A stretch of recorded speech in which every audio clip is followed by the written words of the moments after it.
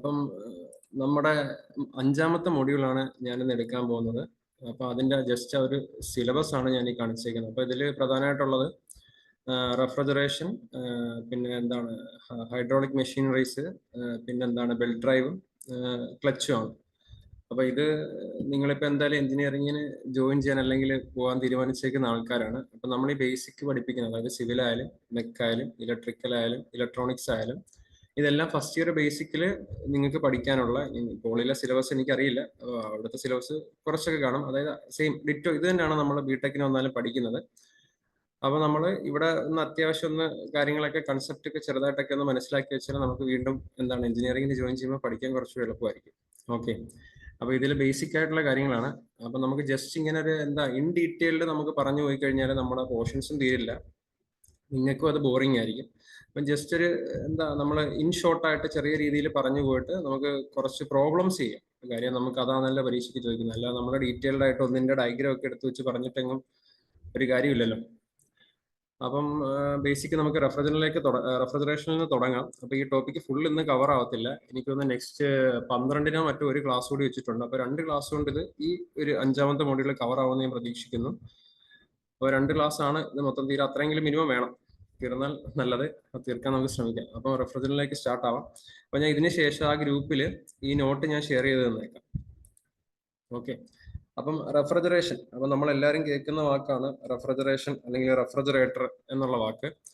അപ്പം റെഫ്രിജറേറ്റർ നമുക്കറിയാം, നമ്മുടെ ഹൗസ് ഹോൾഡ് റെഫ്രിജറേറ്റർ അല്ലെങ്കിൽ നമ്മുടെ എന്താണ് ഒരു മിനിറ്റ് സാർ, റീഡ് മോഡിൽ ഒന്ന് ഇടാവോ സാറേ സ്ക്രീന്? എന്താ വെച്ചേ റീഡ് മോഡ് ഇതിപ്പോ വായിക്കാൻ പറ്റില്ല. ക്ലിയർ ആണ്, എന്നാലും നമുക്ക് റൈറ്റിൽ ക്ലിക്ക് ചെയ്തിട്ടേ റീഡ് മോഡോ അല്ലെങ്കിൽ മറ്റേ ഫുൾ സ്ക്രീൻ മോഡോ ഇട്ടാ. കൺട്രോൾസിൽ സ്ലൈഡ് കൺട്രോൾസ് അല്ലല്ലോ, റൈറ്റ് കിടപ്പുണ്ട് സാറേ, ഏറ്റവും റൈറ്റില് അവിടെ തന്നെ, അവിടുത്തെ ഇതില് ഇവിടെ ബോട്ടത്തിൽ നിന്ന് ബോട്ടം തേർഡ്.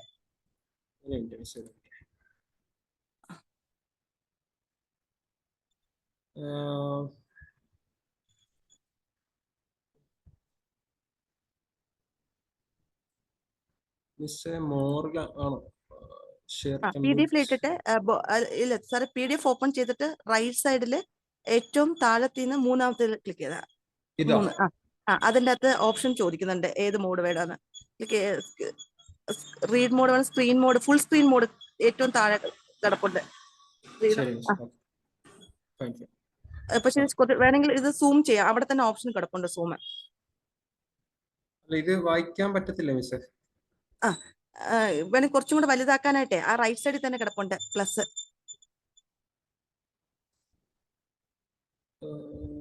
എസ്കേപ്പ് കൊടുത്തിട്ട് നമുക്ക് അതിൽ പോയിട്ടേ, അല്ലെങ്കിൽ സൂം കൊടുത്താലും മതി. ഇത് വലുതാക്കിയാ പോരെ? അത് മതി മതി മതി മതി. ഓക്കെ, ക്ലിയർ ആയി. ഇപ്പോഴത്തെ ലെഫ്റ്റ് സൈഡിലുള്ളത് ക്ലോസ് ചെയ്തും കൂടെ വിട്ടാൽ മതി. ശരി ശരി. ഓക്കെ സാറേ, ക്ലിയർ ആയി ക്ലിയർ ആയി. Okay fine, clear. Okay sir, done. ശരി സാറേ.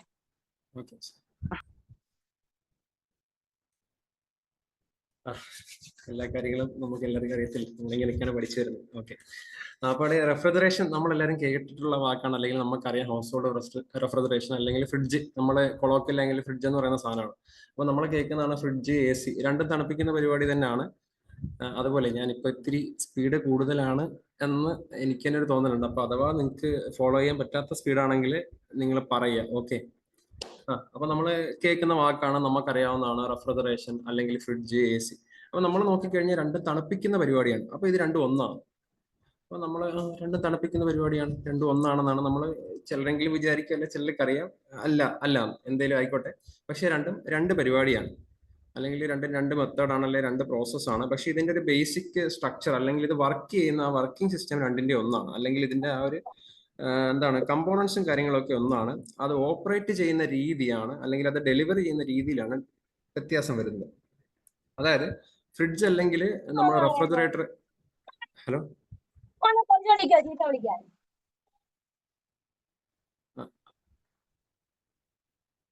ഹലോ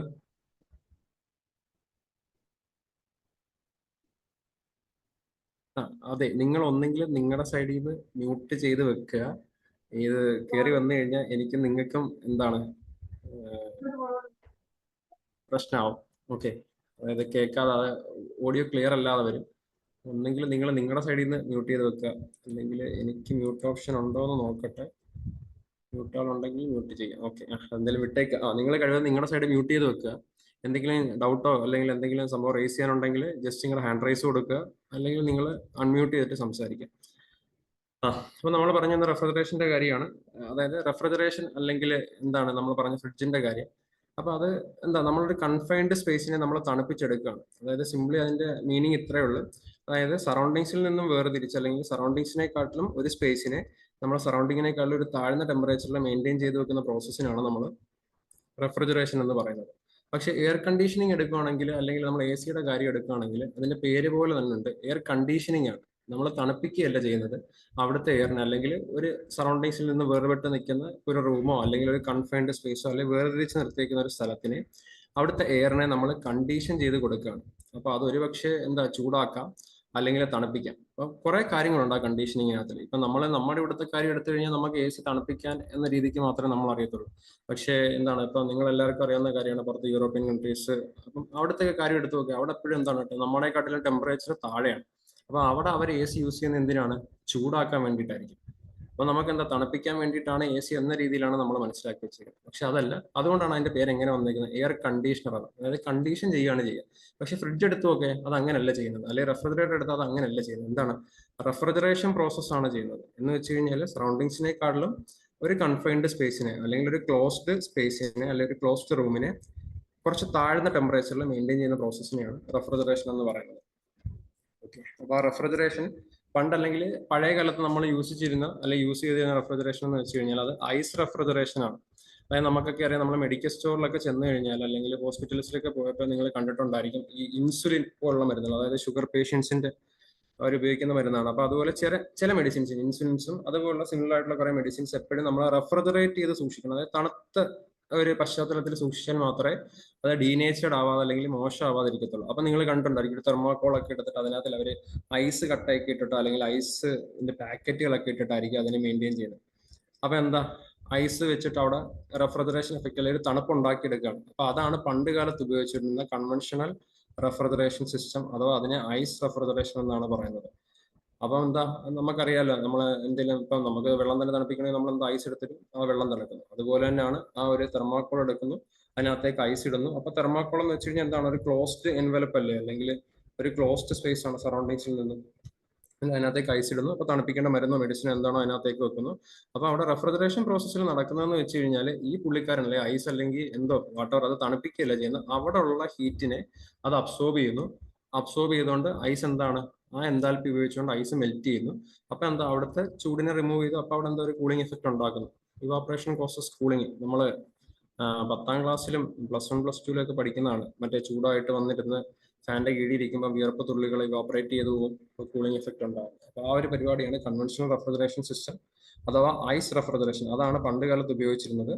ഇപ്പം നമ്മൾ ഉപയോഗിക്കുന്നത് മെക്കാനിക്കൽ റെഫ്രിജറേഷൻ സിസ്റ്റം ആണ്. അപ്പൊ അതിന് ഒരു പേരുണ്ട്, VCRS എന്നാണ് പറയുക. അതായത് നമ്മൾ അങ്ങോട്ട് പോകുമ്പോൾ പറയാം. ഇപ്പൊ നമുക്ക് ജസ്റ്റ് എന്താണ് റെഫ്രിജറേഷൻ, അതിന്റെ ഒരു എഫക്ട് അല്ലെങ്കിൽ അതിന്റെ ഒരു ഡെഫിനിഷൻ എന്ന് പറയാം.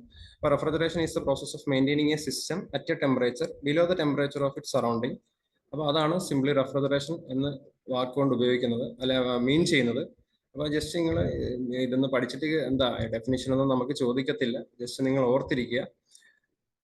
പിന്നെ നമുക്ക് ഇതിനകത്തിൽ പ്രധാനമായിട്ട് വേണ്ടുന്ന സാധനം, അല്ലെങ്കിൽ ഇവിടുന്ന് ഈ റെഫ്രിജറേഷന്റെ ഫസ്റ്റ് ഇൻട്രൊഡക്ഷനിൽ നമുക്ക് ചോദ്യം ചോദിക്കാനുള്ള ഒരു കമ്പോണന്റ് എന്ന് വെച്ച് കഴിഞ്ഞാൽ യൂണിറ്റ് ഓഫ് റെഫ്രിജറേഷൻ എന്താണ്, അതിന്റെ ഒരു കൺവേർഷൻ ഉണ്ട്. അപ്പൊ അതാണ് ഇവിടുന്ന് നമുക്ക് ചോദ്യം ചോദിക്കാനുള്ള ഒരു സംഭവം എന്ന് പറയുന്നത് കഴിഞ്ഞാൽ. അപ്പൊ നിങ്ങൾക്കറിയാം എന്താണ് ഈ റെഫ്രിജറേഷന്റെ യൂണിറ്റ് എന്ന്? ആർക്കേലിക്കും എനിബഡി എന്തെങ്കിലും ഐഡിയ ഉണ്ടോ?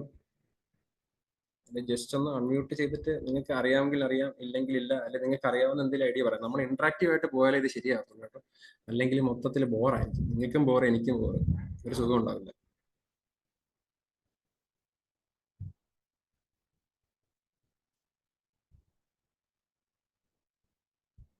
അതോ ഇല്ല നമ്മൾ സാധാരണ ഓൺലൈൻ ക്ലാസ്സിലൊക്കെ ചെയ്യുന്ന പരിപാടി പോലെ നിങ്ങൾ എന്താ സൈഡിൽ ഇങ്ങനെ ഓണാക്കി വെക്കുക, എന്നിട്ട് സ്പ്രെഡ് സ്ക്രീൻ ഇട്ട് എന്തെങ്കിലുമൊക്കെ ചെയ്യുക, അല്ലെങ്കിൽ ഓണാക്കി വെച്ചിട്ട് സുഖം എവിടെ കിടന്നു, അങ്ങനെ എന്തെങ്കിലുമൊക്കെ ആണോ?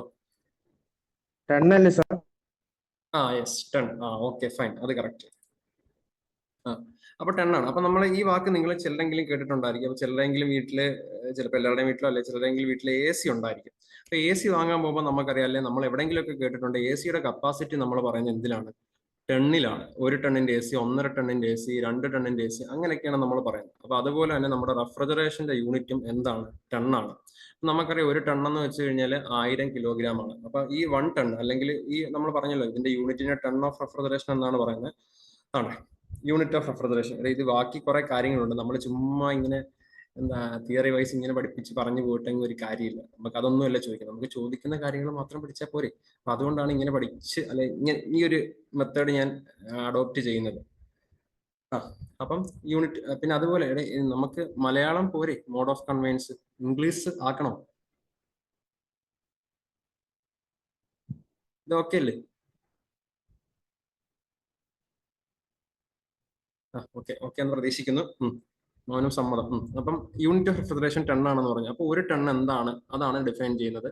അപ്പൊ ഇത് ആലോചിക്കും, ഇവിടെ നമുക്കൊരു ചോദ്യം വരുന്നതാണ്. അപ്പം 1 ടൺ എന്ന് വെച്ച് കഴിഞ്ഞാൽ നമ്മൾ പറഞ്ഞ 1000 കിലോഗ്രാം ആണ്. അപ്പൊ നമ്മൾ പറഞ്ഞു കൺവെൻഷണൽ റെഫ്രിജറേഷൻ എന്ന് വെച്ചാൽ ഐസ് റെഫ്രിജറേഷൻ, ഐസ് ഉപയോഗിച്ച് തണുപ്പിക്കുന്നതാണ് പണ്ട് കാലത്തുണ്ടായിരുന്നത്. ഇപ്പം മെക്കാനിക്കൽ മോഡ് ഓഫ് റെഫ്രിജറേഷൻ ആണ്. അതാണ് നമ്മുടെ വീട്ടിലൊക്കെ ഇരിക്കുന്ന ഫ്രിഡ്ജ് ആയാലും AC ആയാലും എന്നൊക്കെ പറയുന്നത്. ഓക്കെ, അപ്പൊ 1 ടൺ എന്ന് വെച്ച് കഴിഞ്ഞാൽ സിംപിളി ഇത്രയേ ഉള്ളൂ. നമ്മൾ ബേസിക് ആയിട്ട് പറഞ്ഞു കഴിഞ്ഞാൽ 1000 കിലോഗ്രാം ഓഫ് ഐസിനെ, എന്താ 0 ഡിഗ്രി സെൽഷ്യസിലുള്ള 1000 കിലോഗ്രാം ഓഫ് ഐസിനെ എടുത്തിട്ട് നമ്മൾ മെൽറ്റ് ചെയ്യുകയാണ്. അപ്പൊ ഐസ് മെൽറ്റ് ചെയ്യാൻ നേരത്തെ അവിടെ എന്തുണ്ടാവും? കൂളിംഗ് എഫക്ട് ഉണ്ടാവും. അതായത് 24 മണിക്കൂറിൽ 1000 kilogram of ice at 0 degree സെൽഷ്യസിനെ മെൽറ്റ് ചെയ്ത് 1000 kilogram of water at 0 degree Celsius. അപ്പൊ അതിന് വേണ്ടിയിട്ട് എത്രത്തോളം ഹീറ്റ് അയാൾ അബ്സോർബ് ചെയ്യുന്നു. അതായത് ഐസ് മെൽറ്റ് ചെയ്യണമെങ്കിൽ എന്ത് വേണം? ഹീറ്റ് വേണം. നിങ്ങൾ പഠിച്ചിട്ടുണ്ട് മറ്റേ latent heat of fusion of ice. അല്ലെങ്കിൽ സിംപിളി ഇത്രയേ ഉള്ളൂ, ഐസ് സാധാരണ എടുത്ത് വെച്ച് കഴിഞ്ഞാൽ നമ്മൾ ഫ്രിഡ്ജിനകത്തുനിന്ന് ഐസ് എടുത്ത് പുറത്ത് വെച്ച് കഴിഞ്ഞാൽ എന്താ അവിടുത്തെ ചൂടിനെ അബ്സോർബ് ചെയ്തിട്ടാണ് പുള്ളിക്കാരൻ അലിയുന്നത്.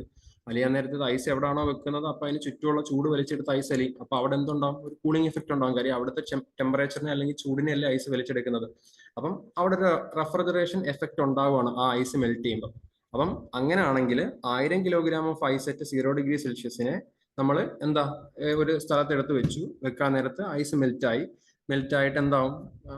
ഐസ് അലിക്കുന്ന വെള്ളവും, അതായത് 0 ഡിഗ്രി അതേ ടെമ്പറേച്ചറിലുള്ള വെള്ളമായി മാറുമ്പോൾ അവിടുന്ന് എത്രത്തോളം ഹീറ്റ് ആണ് ആ ഐസ് വലിച്ചെടുത്ത് അവിടെ റെഫ്രിജറേഷൻ എഫക്ട് ഉണ്ടാക്കി, അതിനെയാണ് 1 ടൺ ഓഫ് റെഫ്രിജറേഷൻ എന്ന് പറയുന്നത്.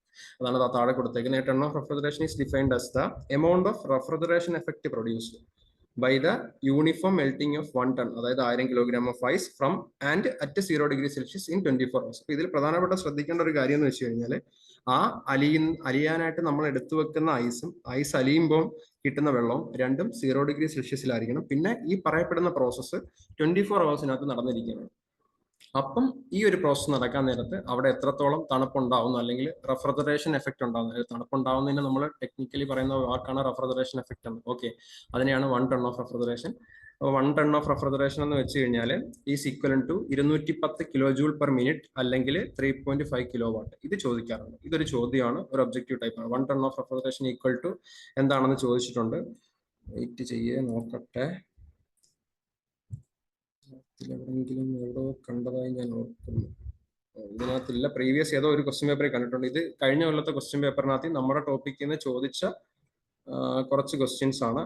അത് കോപ്പി ചെയ്യാൻ പറ്റത്തില്ല. ഓക്കെ, ആരോ എന്താണ് ഫോട്ടോ എടുത്തിട്ടേക്കുന്നതാണ്. അപ്പൊ അത് ഞാൻ സ്ക്രീൻഷോട്ട് എടുത്ത് വെച്ചേക്കുന്നതാണ്. ഓക്കെ, അതിനകത്തല്ല, അതിന് മുന്നത്തെ ഏതൊരു ക്വസ്റ്റ്യനകത്തിൽ ചോദിച്ചിട്ടുണ്ട്. അപ്പം നിങ്ങൾ അതൊന്ന് ശ്രദ്ധിക്കുക. 1 ടൺ ഓഫ് റെഫ്രിജറേഷൻ എന്താണെന്ന് ഓർത്തിരിക്കുക. അതുപോലെ 1 ടൺ എന്ന് വെച്ച് കഴിഞ്ഞാൽ ഒന്നെങ്കിൽ 210 കിലോ ജൂൾ പെർ മിനിറ്റ് അല്ലെങ്കിൽ 3.5 കിലോ വാട്ട്. ഇതൊരു ഒബ്ജക്റ്റീവ് ക്വസ്റ്റ്യൻ ആണ്. ഓക്കെ, ഇനി നമ്മൾ സാധാരണ ഏതൊരു വസ്തുവിന്റെ അല്ലെങ്കിൽ ഏതൊരു എക്വിപ്മെന്റ് ഏതൊരു മെഷീനും എടുത്തു കഴിഞ്ഞാൽ നമ്മൾ അതിന്റെ എഫിഷ്യൻസി വെച്ചിട്ടാണ് അതിന്റെ എത്രത്തോളം ഇത് വർക്ക് ചെയ്യും അല്ലെങ്കിൽ എത്രത്തോളം നന്നായിട്ട് വർക്ക് ചെയ്യും എന്നുള്ള കാര്യങ്ങളൊക്കെ പറയാം. പക്ഷെ റെഫ്രിജറേഷന്റെ കാര്യത്തിൽ നമുക്ക് എഫിഷ്യൻസി എന്ന് പറയുന്ന വാക്ക് അല്ലെങ്കിൽ വേർഡ് അല്ല നമ്മൾ ഉപയോഗിക്കുന്നത്. വേറൊരു സാധനമാണ് COP, അഥവാ കോയിഫിഷ്യന്റ് ഓഫ് പെർഫോമൻസ് ആണ് നമ്മൾ പറയുന്നത്. അപ്പൊ നമുക്കറിയാം എഫിഷ്യൻസിയുടെ ജനറൽ ഇക്വേഷൻ എന്ന് വെച്ച് കഴിഞ്ഞാൽ എന്താണ്? Output by input. അതായത് ഏതൊരു വസ്തു എടുത്താലും എഫിഷ്യൻസി നമ്മൾ പറയുന്ന ഔട്ട്പുട്ട് ബൈ ഇൻപുട്ട് ആണ്. പക്ഷെ റെഫ്രിജറേഷൻ എഫക്ട് അല്ലെങ്കിൽ റെഫ്രിജറേഷന്റെ നമ്മൾ എഫക്ട് അല്ലെങ്കിൽ അതിന്റെ എഫിഷ്യൻസി എന്ന വാക്കല്ല ഉപയോഗിക്കുക, നമ്മൾ കോയിഫിഷ്യന്റ് ഓഫ് പെർഫോമൻസ് ആണ് ഉപയോഗിക്കുക. അപ്പൊ അതിന്റെ കോയിഫിഷ്യന്റ് ഓഫ് പെർഫോമൻസ് COPയുടെ ഇക്വേഷൻ എന്ന് വെച്ച് കഴിഞ്ഞാൽ ഇതിവിടെ എഴുതിയാൽ കാണാൻ പറ്റില്ല അല്ലേ?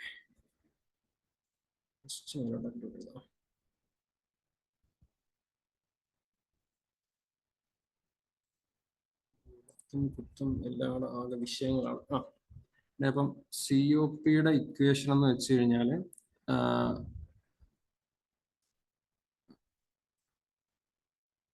റെഫ്രിജറേഷൻ എഴുതുന്നത് വായിക്കാൻ പറ്റുമല്ലോ. അപ്പൊ ഇതിനകത്ത് എഴുതുമ്പോൾ ഇങ്ങനെ പറ്റും. Refrigeration effect produce to work done ആണ്. അതായത് നമ്മൾ ചെയ്യുന്ന വർക്ക് ഡൺ അനുസരിച്ച് എത്രത്തോളം റെഫ്രിജറേഷൻ എഫക്ട് ഉണ്ടാവുന്നു അതിനെയാണ് COP എന്ന് പറയുന്നത്.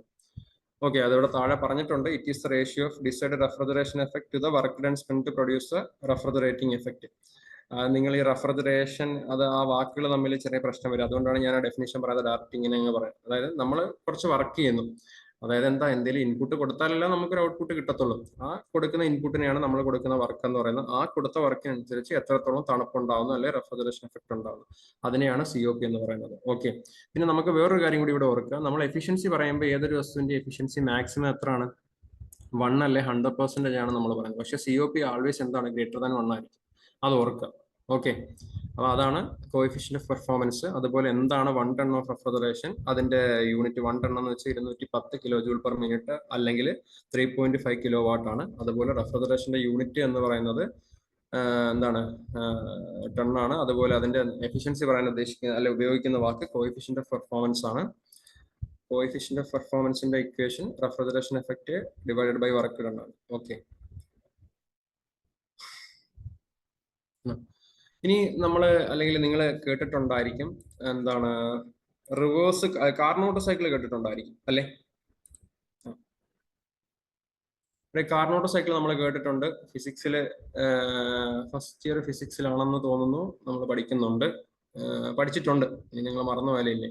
അപ്പം കാർനോട്ട് സൈക്കിൾ നമുക്കറിയാം ഒരു എഞ്ചിൻ വർക്ക് ചെയ്യുന്ന അല്ലെങ്കിൽ ഒരു ഐഡിയൽ എഞ്ചിൻ, അതായത് ഒരു ഹൈപ്പോത്തറ്റിക്കൽ എഞ്ചിൻ കൺസെപ്റ്റ് ഉണ്ട്. അതായത് എന്താ, നമുക്ക് ഒരിക്കലും ഒരു വസ്തു എന്താണ് 100% വർക്ക് ഔട്ട്പുട്ട് അല്ലെങ്കിൽ 100% എഫിഷ്യൻസി വർക്ക് ചെയ്യുന്ന ഒരു മെഷീൻ ഇതുവരെ കണ്ടുപിടിച്ചിട്ടില്ല അല്ലേ? പക്ഷെ കാർനോട്ട് എഞ്ചിൻ എന്ന് പറഞ്ഞൊരു എഞ്ചിൻ നമ്മൾ ഫിസിക്സിൽ പഠിച്ചായിരുന്നു. അപ്പൊ കാർനോട്ട് എഞ്ചിന്റെ ഒരു മിനിറ്റ് ജസ്റ്റ് ഗൂഗിൾ എടുത്താൽ കാർനോട്ട് എഞ്ചിന്റെ കാർനോട്ട് സൈക്കിൾ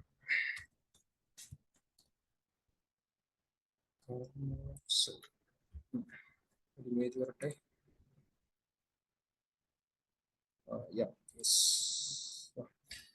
ഇത് കാണുന്നുണ്ടോ?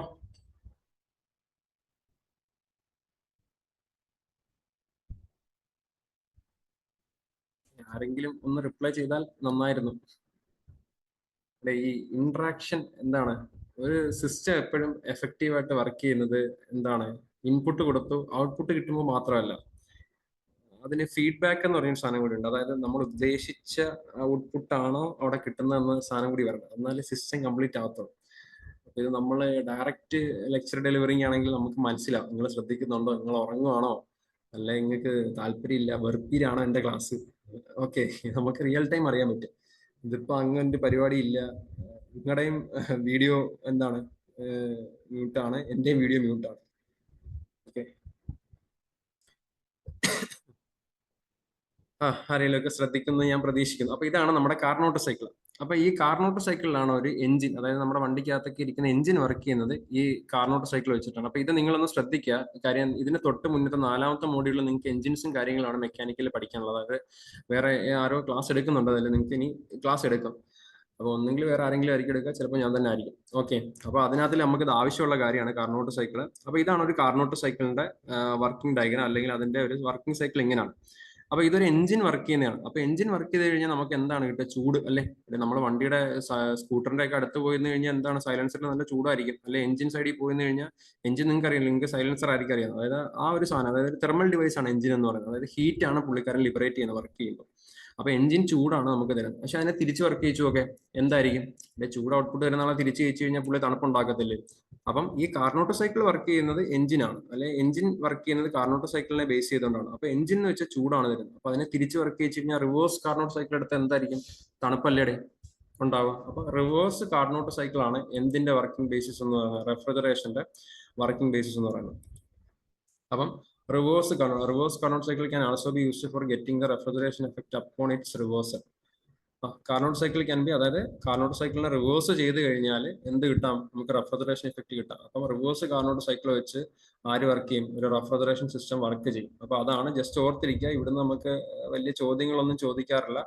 അപ്പൊ അതിനകത്തില് നിങ്ങൾ കാർനോട്ട് സൈക്കിൾ പഠിക്കാൻ നേരം അതിനെ ആ സൈക്കിളിലെ ഓരോ പ്രോസസ്സുകൾ നിങ്ങൾക്ക് അറിയാം. അതിനെ തിരിച്ചു കഴിഞ്ഞാൽ അതെന്താവും, റിവേഴ്സ് കാർനോട്ട് സൈക്കിൾ ആവും. അതിന്റെ ബേസിസിൽ എന്താ റെഫ്രിജറേഷൻ എഫക്റ്റ് നമുക്ക് ഉണ്ടാക്കിയെടുക്കാൻ പറ്റും എന്ന് ആലോചിച്ചാൽ മതി.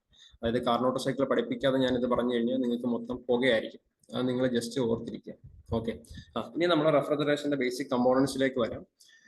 അപ്പം നമ്മൾ രണ്ട് കാര്യങ്ങളാണ് പ്രധാനമായിട്ട് പറഞ്ഞത്. ഒന്ന്, യൂണിറ്റ് ഓഫ് റെഫ്രിജറേഷൻ ടൺ ആണ്. അത് എന്താണ്, ഒരു ടൺ എന്തിന് ഈക്വൽ ആണെന്ന് ഓർക്കുക, 210 കിലോ ജൂൾ പെർ മിനിറ്റ് അല്ലെങ്കിൽ 3.5 കിലോ വാട്ട് ആണ്. പിന്നെ അതിന്റെ എഫിഷ്യൻസി പറയാനായിട്ട് ഉപയോഗിക്കുന്ന വാക്ക് എഫിഷ്യൻസി അല്ല, കോഎഫിഷ്യന്റ് ഓഫ് പെർഫോമൻസ് ആണ്. അതായത് refrigeration effect produced divided by work done, അല്ലെ ഒരു കൊടുത്ത വർക്ക് ഡണ്ണിന് എത്ര റെഫ്രിജറേഷൻ അല്ലെ തണുപ്പ് ഉണ്ടാക്കുന്നത്. ഇനി റെഫ്രിജറേഷന്റെ ബേസിക് കമ്പോണൻസ്, അല്ലെങ്കിൽ റെഫ്രിജറേഷൻ യൂണിറ്റ്, അല്ലെങ്കിൽ നമ്മുടെ ഫ്രിഡ്ജ് ആയിക്കോട്ടെ, AC ആയിക്കോട്ടെ, അതായത് എയർ കണ്ടീഷണർ ആയിക്കോട്ടെ, ഞാൻ പറഞ്ഞു രണ്ടും രണ്ട് പ്രോസസ്സാണ്. പക്ഷെ ഇതിനകത്തിലുള്ള ബേസിക് കമ്പോണൻസ് എല്ലാം സെയിം ആണ്. ഇയാൾ ഡെലിവറി ചെയ്യുന്ന ഔട്ട്പുട്ടിൽ ഒരു ചെറിയ വ്യത്യാസമുണ്ട്. അതനുസരിച്ചാണ് നമ്മൾ രണ്ടുപേരെയും രണ്ടായിട്ട്, ഫ്രിഡ്ജ് എന്നും AC അല്ല റെഫ്രിജറേറ്റർ എന്നും എയർ കണ്ടീഷണർ എന്നും രണ്ടായിട്ട് തരംതിരിച്ചു വെച്ചേക്കുന്നത്. അപ്പൊ ഇതിന്റെ കമ്പോണൻസ് എല്ലാം സെയിം ആണ്. ഈ കമ്പോണൻസിനെ ബേസ് ചെയ്ത് നമുക്ക് ചോദ്യങ്ങൾ വരുന്നതാണ്. അതുകൊണ്ട് കമ്പോണൻസ് എന്തൊക്കെയാണെന്ന് നമുക്ക് ധാരണ വേണം. ഓരോ കമ്പോണൻസിലും എന്താണ് ബേസിക്കലി നടക്കുന്നത് എന്നും നമുക്ക് അറിവുണ്ടായിരിക്കണം. ഓക്കെ, അപ്പൊ നമുക്കറിയാം ഏതൊരു സിസ്റ്റം വർക്ക് ചെയ്യണമെങ്കിൽ അതിനകത്ത് ഒരു വർക്കിംഗ് ഫ്ലൂയിഡ് വേണം. ഇവിടെ ഇപ്പൊ ഉദാഹരണം, എഞ്ചിൻ എടുത്തു കഴിഞ്ഞാൽ എഞ്ചിൻ ഓടണമെങ്കിൽ, അല്ലെ വണ്ടി ഓടണമെങ്കിൽ നമ്മൾ ഇന്ധനം നിറയ്ക്കണം. അതായത് പെട്രോൾ വണ്ടിയാണെങ്കിൽ പെട്രോൾ ഒഴിക്കണം, ഡീസൽ വണ്ടിയാണെങ്കിൽ ഡീസൽ, ഗ്യാസ് വണ്ടിയാണെങ്കിൽ ഗ്യാസ്, ഇലക്ട്രിക് വണ്ടിയാണെങ്കിൽ എന്താ, മോട്ടറിന് ഓടാനായിട്ട് കറണ്ട് കൊടുക്കണം, അല്ലെ ബാറ്ററി വഴി കറണ്ട് കൊടുക്കണം. എന്ന് പറയുന്ന പോലെ തന്നെ ഈ റെഫ്രിജറേഷൻ സിസ്റ്റം, അല്ലെങ്കിൽ നമ്മുടെ വീട്ടിൽ ഇരിക്കുന്ന ഫ്രിഡ്ജ്, കൺവെൻഷണൽ റെഫ്രിജറേറ്റർ അല്ലെ ഹൗസ് ഹോൾഡ് റെഫ്രിജറേറ്റർ വർക്ക് ചെയ്യണമെങ്കിൽ അതിനകത്ത് ഒരു ഇന്ധനം നിറയ്ക്കണം. കറണ്ട് മാത്രം കൊടുത്താൽ പോരാ, ആ കറണ്ട് വെച്ച് വർക്ക് ചെയ്യാൻ അതിന് ഇന്ധനം വേണം. അപ്പൊ അതിനെയാണ് നമ്മൾ റെഫ്രിജറന്റ് എന്ന് പറയും. അതിനകത്തിലെ വർക്കിംഗ് ഫ്ലൂയിഡിനെ പറയുന്ന പേരാണ് റെഫ്രിജറന്റ്. നിങ്ങൾക്കറിയാം, മറ്റേ ഇടയ്ക്കൊക്കെ വന്നിട്ട് നമ്മൾ ഫ്രീസറിനകത്ത്, പണ്ടത്തെ ഫ്രീസറിനകത്തൊക്കെ ഐസ് പിടിക്കാൻ നേരത്ത് നമ്മൾ ഫ്രീസർ ഐസ് കുത്തി ഇളക്കും, നമുക്കറിയത്തില്ലല്ലോ. അപ്പോൾ ഐസ് കുത്തി ഇളക്കാൻ നേരത്ത് ചിലപ്പോൾ ഷൂന്നൊരു സൗണ്ട് വെക്കും, അല്ലെങ്കിൽ ചിലപ്പോൾ നമ്മൾ കുത്തിയൊക്കെ ഇളക്കി കഴിഞ്ഞിട്ട് കുറച്ച് ദിവസം കഴിയുമ്പോൾ പറയും എന്താ, തണുക്കുന്നില്ല, തണുപ്പ് കുറഞ്ഞു, അല്ലെങ്കിൽ കൂളിംഗ് ഇല്ല, ഫ്രിഡ്ജ് ഓഫ് ആയി, എന്തോ കംപ്ലൈന്റ് ആണ്. കാര്യം എന്താ, അതിനകത്തുള്ള വർക്കിംഗ് ഫ്ലൂയിഡ് ആയ റെഫ്രിജറന്റ് അല്ലെങ്കിൽ ഒരു ഗ്യാസ് ഉണ്ട്, അത് ലീക്കായി പോയി കാണാം, അല്ലെ അതിന്റെ സമയം കാലാവധി കഴിഞ്ഞിട്ടുണ്ടായിരിക്കും. അപ്പോൾ ഒരു വർക്കിംഗ് ഫ്ലൂയിഡ് ഉണ്ട്, ആ വർക്കിംഗ് ഫ്ലൂയിഡിനെ പറയുന്ന പേരാണ് റെഫ്രിജറന്റ്. അപ്പൊ നമുക്ക് റെഫ്രിജറന്റിനകത്ത് നിന്ന് ഒരു ചോദ്യം വരുന്നുണ്ട്. അതായത് നമുക്ക് ഒരു മിനിറ്റ് ആ ചോദ്യത്തിലേക്ക് ജസ്റ്റ് ഒന്ന് പോയിട്ട് വരാം. അവിടെ COPയുടെ ഇക്വേഷൻ നോക്കുക, ചോദിച്ചിട്ടുള്ള കഴിഞ്ഞ വട്ടം ചോദിച്ചാണ് COP can be expressed by which equation. ഇവിടെ ഇതിനകത്ത് ഏത് ഇക്വേഷൻ ആണ് COPയുടെ? Work done to refrigeration effect ഉണ്ട്, refrigeration effect by work done ഉണ്ട്, work done by heat transfer ഉണ്ട്, heat transfer by work done. നമ്മൾ പറഞ്ഞനുസരിച്ച് ഏതാണ് ഉത്തരം? B ആണ്. ഇത് കഴിഞ്ഞ വട്ടത്തെ ചോദ്യമാണ്, refrigeration effect divide by work done.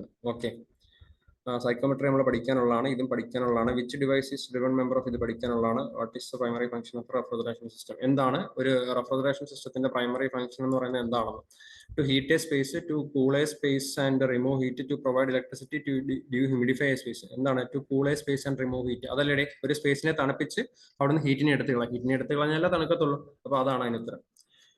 The device which that allows refrigerant to expand and cool down, അത് നമ്മൾ പഠിക്കാനുള്ളതാണ്. ഇതാണ്.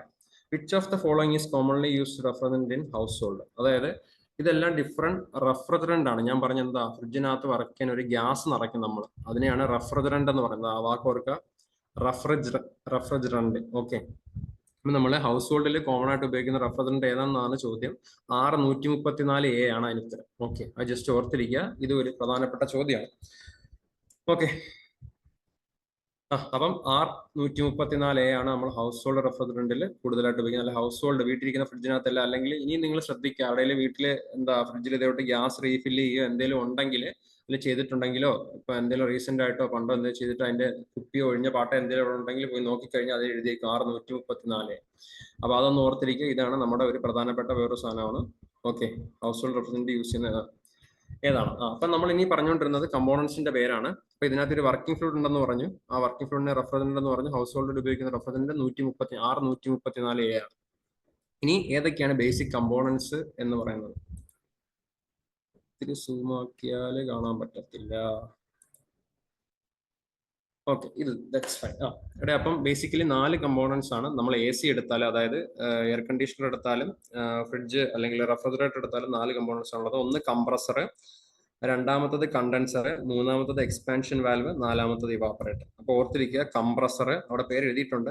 കണ്ടൻസറുടെ മുകളിലേക്കാണ് നിങ്ങൾ ആ ഫ്ലോ ഡയഗ്രത്തിന്റെ നമ്പർ ഇട്ടേക്കുന്നത് ശ്രദ്ധിക്കുക. കംപ്രസറിന് 1 മുകളിലേക്കാണ് ആരോ കൊടുത്തേക്കുന്നത്. അപ്പൊ അങ്ങോട്ടാണ് ഫ്ലോ നടക്കുന്നത്. അതുകൊണ്ടാണ് കണ്ടൻസറിന്റെ ഭാഗത്തേക്ക് 2, എക്സ്പാൻഷൻ വാൽവ്, ഇവാപ്പറേറ്റർ. അപ്പൊ അത് ആ സീക്വൻസിലാണ് നടന്നാലേ ആ പ്രോസസ്സ് നടക്കത്തുള്ളൂ.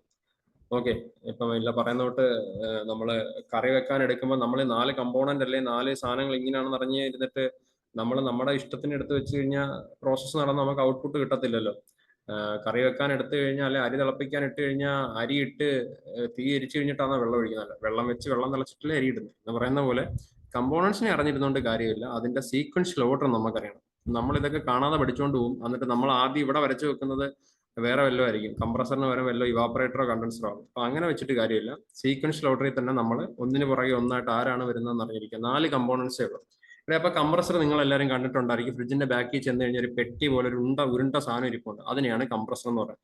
അതാണ് ഹേർട്ട് ഓഫ് ദ റെഫ്രിജറേറ്റർ. വേണമെങ്കിൽ ചോദ്യം ചോദിക്കാം, ബേസിക് അല്ലെ മെയിൻ കമ്പോണന്റ്, ഒരു റെഫ്രിജറേറ്ററിന്റെ മെയിൻ കമ്പോണന്റ് എന്ന് പറയുന്നത് എന്താണെന്ന് വേണമെങ്കിൽ ചോദ്യം ചോദിക്കാം. താഴെ തന്നേക്കും compressor, condenser, evaporator, expansion valve, ചിലപ്പം വേറെ എന്തെങ്കിലും പേരൂടൊക്കെ തന്നേക്കും. അപ്പൊ അങ്ങനെ ഒരു ചോദ്യം ചോദിച്ചാൽ അതിന്റെ ഉത്തരം കംപ്രസർ ആണ്. കംപ്രസർ അല്ലെങ്കിൽ പുള്ളിക്കാരൻ വർക്ക് ചെയ്യത്തില്ല. അപ്പൊ അതിനെയാണ് ഹേർട്ട് ഓഫ് ദ റെഫ്രിജറേറ്റർ എന്ന് നമ്മൾ പറയുന്നത്. അപ്പൊ താഴെ അവിടെ കംപ്രസർ ഇരിപ്പുണ്ട്. അതിനുശേഷം പഴയ ഫ്രിഡ്ജിന്റെ ഒക്കെ ബാക്കിൽ ചെന്ന് കഴിഞ്ഞാൽ ഇങ്ങനെ ഒരു ജാളി പോലെ കുറെ കമ്പി ഇങ്ങനെ ക്രിസ് ക്രോസ് ആയിട്ട് അടുക്കി വെച്ചിരിക്കും. പക്ഷെ ഇപ്പോഴത്തെ ഫ്രിഡ്ജിന്റെ ബാക്കിൽ ചെന്ന് കഴിഞ്ഞാൽ ഇങ്ങനെ മുഴച്ചിരിക്കുന്നതായിട്ട് കാണാൻ പറ്റും. കാര്യം അത് അകത്ത് എംബഡഡ് ചെയ്തേക്കാണ്, പുറത്തേക്ക് നമുക്ക് കാണത്തില്ല. പിന്നെ നിങ്ങൾ അതിന് പുറകിൽ ചെന്ന് കൈ തൊട്ട് കഴിഞ്ഞാൽ ഒരു ചൂട് കാണും ആ ജാളി പോലെ കമ്പിക്കകത്തില്, അല്ലേ?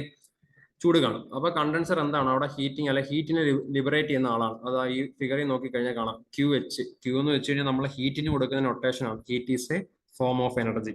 അതുപോലെ ഒരു കാര്യം കൂടി നിങ്ങൾ ഓർത്തിരിക്കുക, ഹീറ്റും ടെമ്പറേച്ചറും രണ്ടും 2ആണ്, രണ്ടും ഒന്നല്ല. ഹീറ്റ് ഒരു ഫോം ഓഫ് എനർജിയാണ്, ടെമ്പറേച്ചർ ഒരു എനർജിയുടെ ഫോം അല്ല. അതായത് എന്താ, ഒരു വസ്തുവിന്റെ degree of hotness or coldness of a ബോഡിയാണ് നമ്മൾ ടെമ്പറേച്ചർ. അതായത് ഒരു വസ്തുവിന് ചൂടുണ്ടോ ചൂടില്ലയോ എന്ന് പറയാനായിട്ട് ഉപയോഗിക്കുന്ന വാക്കാണ് ടെമ്പറേച്ചർ. ഈ ആ ടെമ്പറേച്ചർ ഡിഫറൻസ് മൂലം, അതായത് ഇപ്പൊ എന്താ, ഒരിടത്ത് ഒരു ഉയർന്ന ടെമ്പറേച്ചറും വേറൊരിടത്ത് താഴ്ന്ന ടെമ്പറേച്ചറും. അപ്പൊ എന്താ, ടെമ്പറേച്ചർ കൂടിയെടുത്ത് നിന്ന് എപ്പോഴും നേച്ചറൽ എല്ലാ പ്രോസസ്സും അങ്ങനെയല്ല, എനർജി കൂടിയെടുത്ത് നിന്നും എനർജി കുറഞ്ഞിടത്തേക്കാണ് എനർജി ഫ്ലോ ചെയ്യുന്നത്. അപ്പൊ ആ ടെമ്പറേച്ചർ ഡിഫറൻസ് മൂലം ഒരു എനർജി ട്രാൻസ്ഫർ നടക്കും. അതിനെയാണ് ഹീറ്റ് എന്ന് പറയുന്നത്. അപ്പോൾ ഒരു എനർജിയുടെ ട്രാൻസ്ഫർ ആണ് നടക്കുന്നത്. അതുകൊണ്ടാണ് പറഞ്ഞത് എന്താ, heat is a form of energy എന്ന് പറയുന്നത്. നമ്മൾ കൈനറ്റിക് എനർജി, പൊട്ടൻഷ്യൽ എനർജി, എന്താ ഇന്റേണൽ എനർജി, എന്താൽപി ഒക്കെ പറയത്തില്ലേ? അപ്പൊ അതുപോലെ ഒരു ഫോം ഓഫ് എനർജിയാണ് ഹീറ്റ്. രണ്ടും 2ആണ്, രണ്ടും ഒന്നല്ല. ഹീറ്റും ടെമ്പറേച്ചറും രണ്ടും ഒന്നല്ല, അത് ഓർത്തിരിക്കുക. നമുക്കൊരു ധാരണയുണ്ട് രണ്ടും ഒന്നാണെന്ന്, അല്ല രണ്ടും 2ആണ്. പിന്നെ അതുപോലെ നിങ്ങളൊരു കാര്യം ആലോചിക്കുക, ഇപ്പൊ ഈ കയറിയിരിക്കുന്ന ക്ലാസ്സിൽ മെക്കാനിക്കലുകാരാണ്, ഇലക്ട്രിക്കല്, CS, സിവിൽ എല്ലാവരും കാണും. അപ്പം എന്റെ പ്രതീക്ഷയാണ് നമുക്ക് നമ്മുടെ സ്വന്തം ബ്രാഞ്ചിന്റെ, അതായത് ഇതിൽ എല്ലാ ടോപ്പിക്കും ഉണ്ടല്ലോ, പിന്നെ മാത്സ് ഉണ്ട്. മാത്സ് നമുക്ക് എല്ലാവർക്കും എന്താണ്, കണക്കാണ്. അപ്പൊ ചില ആൾക്കാരുണ്ടാവും, അപ്പൊ നന്നായിട്ട് പഠിച്ചു കഴിഞ്ഞാൽ ഓക്കെ വിട്ടേക്കുക. പിന്നെ നമുക്ക് 10 മാർക്കിന് എന്തോ ഇംഗ്ലീഷ് ഉണ്ട്. അപ്പൊ ഇംഗ്ലീഷ് എല്ലാവർക്കും എഴുതാൻ പറ്റും. പിന്നെ നമുക്ക് എന്താ, നമ്മുടെ കോർ സബ്ജക്ട്, അതായത് നമ്മുടെ ഡിപ്പാർട്ട്മെന്റ് മെക്കാണെങ്കിലും സിവിൽ ആണെങ്കിലും അവർക്ക് അവരുടെ ആ ഒരു ഇതിനകത്ത് കുറച്ചെങ്കിലും അറിയാമെന്ന് ഞാൻ പ്രതീക്ഷിക്കുന്നു. പിന്നെന്താ, ബാക്കിയുള്ള ഡിപ്പാർട്ട്മെന്റിന്റെ നിങ്ങൾ സിലബസ് നോക്കുക. ഇപ്പൊ നമ്മുടെ എടുത്തു കഴിഞ്ഞാൽ ബാക്കിയുള്ളതിനകത്ത് എനിക്ക് വെച്ച് നോക്കുമ്പോൾ റെഫ്രിജറേഷൻ നമുക്ക് കുറച്ച് ഇൻട്രസ്റ്റ് അല്ലെ, നമുക്ക് അറിയാവുന്നത്, നമ്മൾ എവിടെയൊക്കെ കണ്ട് പരിചയമുള്ള സാധനങ്ങൾ. പിന്നെ മെക്കാനിക്കൽ ഒരു പ്രത്യേകതയാണ്, നമുക്കെല്ലാം കണ്ടും കേട്ട് മനസ്സിലാക്കാൻ പറ്റും. ഓക്കെ, ഞാൻ ബാക്കിയുള്ള ബ്രാഞ്ച് മോശമാണ് അല്ലെങ്കിൽ കണ്ട് മനസ്സിലാക്കാൻ പറ്റത്തില്ല എന്നല്ല പറയുന്നത്. നമുക്ക് പെട്ടെന്ന് മനസ്സിലാവും, അല്ലെങ്കിൽ നമുക്കൊരു താല്പര്യം കാണിച്ചാൽ പെട്ടെന്ന് മനസ്സിലാവുന്ന സാധനങ്ങളാണ് ഇതിനകത്തുള്ളത്. അപ്പൊ ഈ റെഫ്രിജറേഷൻ എന്ന് പറയുന്ന ഈ ഒരു ടോപ്പിക്ക് നമുക്ക് ബാക്കിയുള്ള ബ്രാഞ്ചുകാർക്ക് പെട്ടെന്ന് മനസ്സിലാക്കിയെടുക്കാൻ പറ്റുന്നതാണ്. അപ്പൊ നമ്മുടെ ടോപ്പിക്ക് നമ്മൾ ആദ്യം സ്ട്രോങ് ആകുക, അതിനുശേഷം ബാക്കിയുള്ള ബ്രാഞ്ചിന്റെ, നമുക്കിപ്പം ഇലക്ട്രിക്കലിന്റെ ഇപ്പം ഏതെങ്കിലും എളുപ്പമുള്ളത് കാണും. മെക്കിന്റെ ഇപ്പൊ ഞാൻ പറഞ്ഞ ഇത് കുറച്ച് എളുപ്പമാണ്, കുറച്ച് അത്യാവശ്യം ബാക്കിയുള്ള ടോപ്പിക്കായിട്ട് കമ്പയർ ചെയ്യുമ്പോൾ മെക്കിന് നല്ല എളുപ്പമാണ്. അങ്ങനെ പഠിച്ചാൽ നമുക്ക് അത്യാവശ്യം നല്ല മാർക്ക് സ്കോർ ചെയ്യാം. ഓക്കെ, പിന്നെ അതുപോലെ നിങ്ങൾ കാര്യം ശ്രദ്ധിക്കുക, നമ്മൾ വെറുതെ എടുത്തു വെച്ച് ടോപ്പിക്കുകൾ ഇങ്ങനെ കാണാതെ, ഇപ്പൊ ഞാൻ റെഫ്രിജറേഷൻ ഇങ്ങനെ നമ്മുടെ ആ കൊടുത്തേക്കുന്ന നോട്ട് പറഞ്ഞു പോയിട്ടൊരു പ്രയോജനമില്ല. നമുക്ക് ആവശ്യമുള്ളത് മാത്രം പറഞ്ഞു പോകും, അതായിരിക്കും നല്ലത്. അപ്പൊ അങ്ങനെ പഠിക്കുക. അതുപോലെ കഴിവതും ക്വസ്റ്റ്യൻസ് ചെയ്ത് നോക്കുക, അതാണ് നമുക്ക് നല്ലത്. കാര്യം പരീക്ഷയ്ക്ക് നമ്മൾ അവിടെ ചെല്ലുമ്പം ഒരു തിരിച്ചറിയൽ പരേഡാണ് അവിടെ നടക്കുന്നത്. എന്ന് വെച്ച് കഴിഞ്ഞാല് എന്താ, ഇപ്പം ഞാൻ നിങ്ങളിൽ ഇപ്പൊ ആരെങ്കിലും ഒരാളെ ഞാനിപ്പോ ഒരു വട്ടം കണ്ടു, ഇപ്പൊ ഇവിടെ വീഡിയോ ഓണാക്കി ഇപ്പൊ എന്താ നിങ്ങളെ വീഡിയോ ഷെയർ ചെയ്ത് ഒരു വട്ടം കണ്ടു, ഞാൻ പിന്നെ വേറെ എവിടെയെങ്കിലും നിങ്ങളെ റിയൽ ടൈമിൽ ഇപ്പൊ ഈ കോളേജിൽ വരിക, അല്ലെങ്കിൽ നിങ്ങളുടെ കോളേജിലെ വഴിയിൽ എവിടെയെങ്കിലും വെച്ച് കണ്ടിരിക്കണം ഒരു ഷുവർട്ടി ഇല്ല.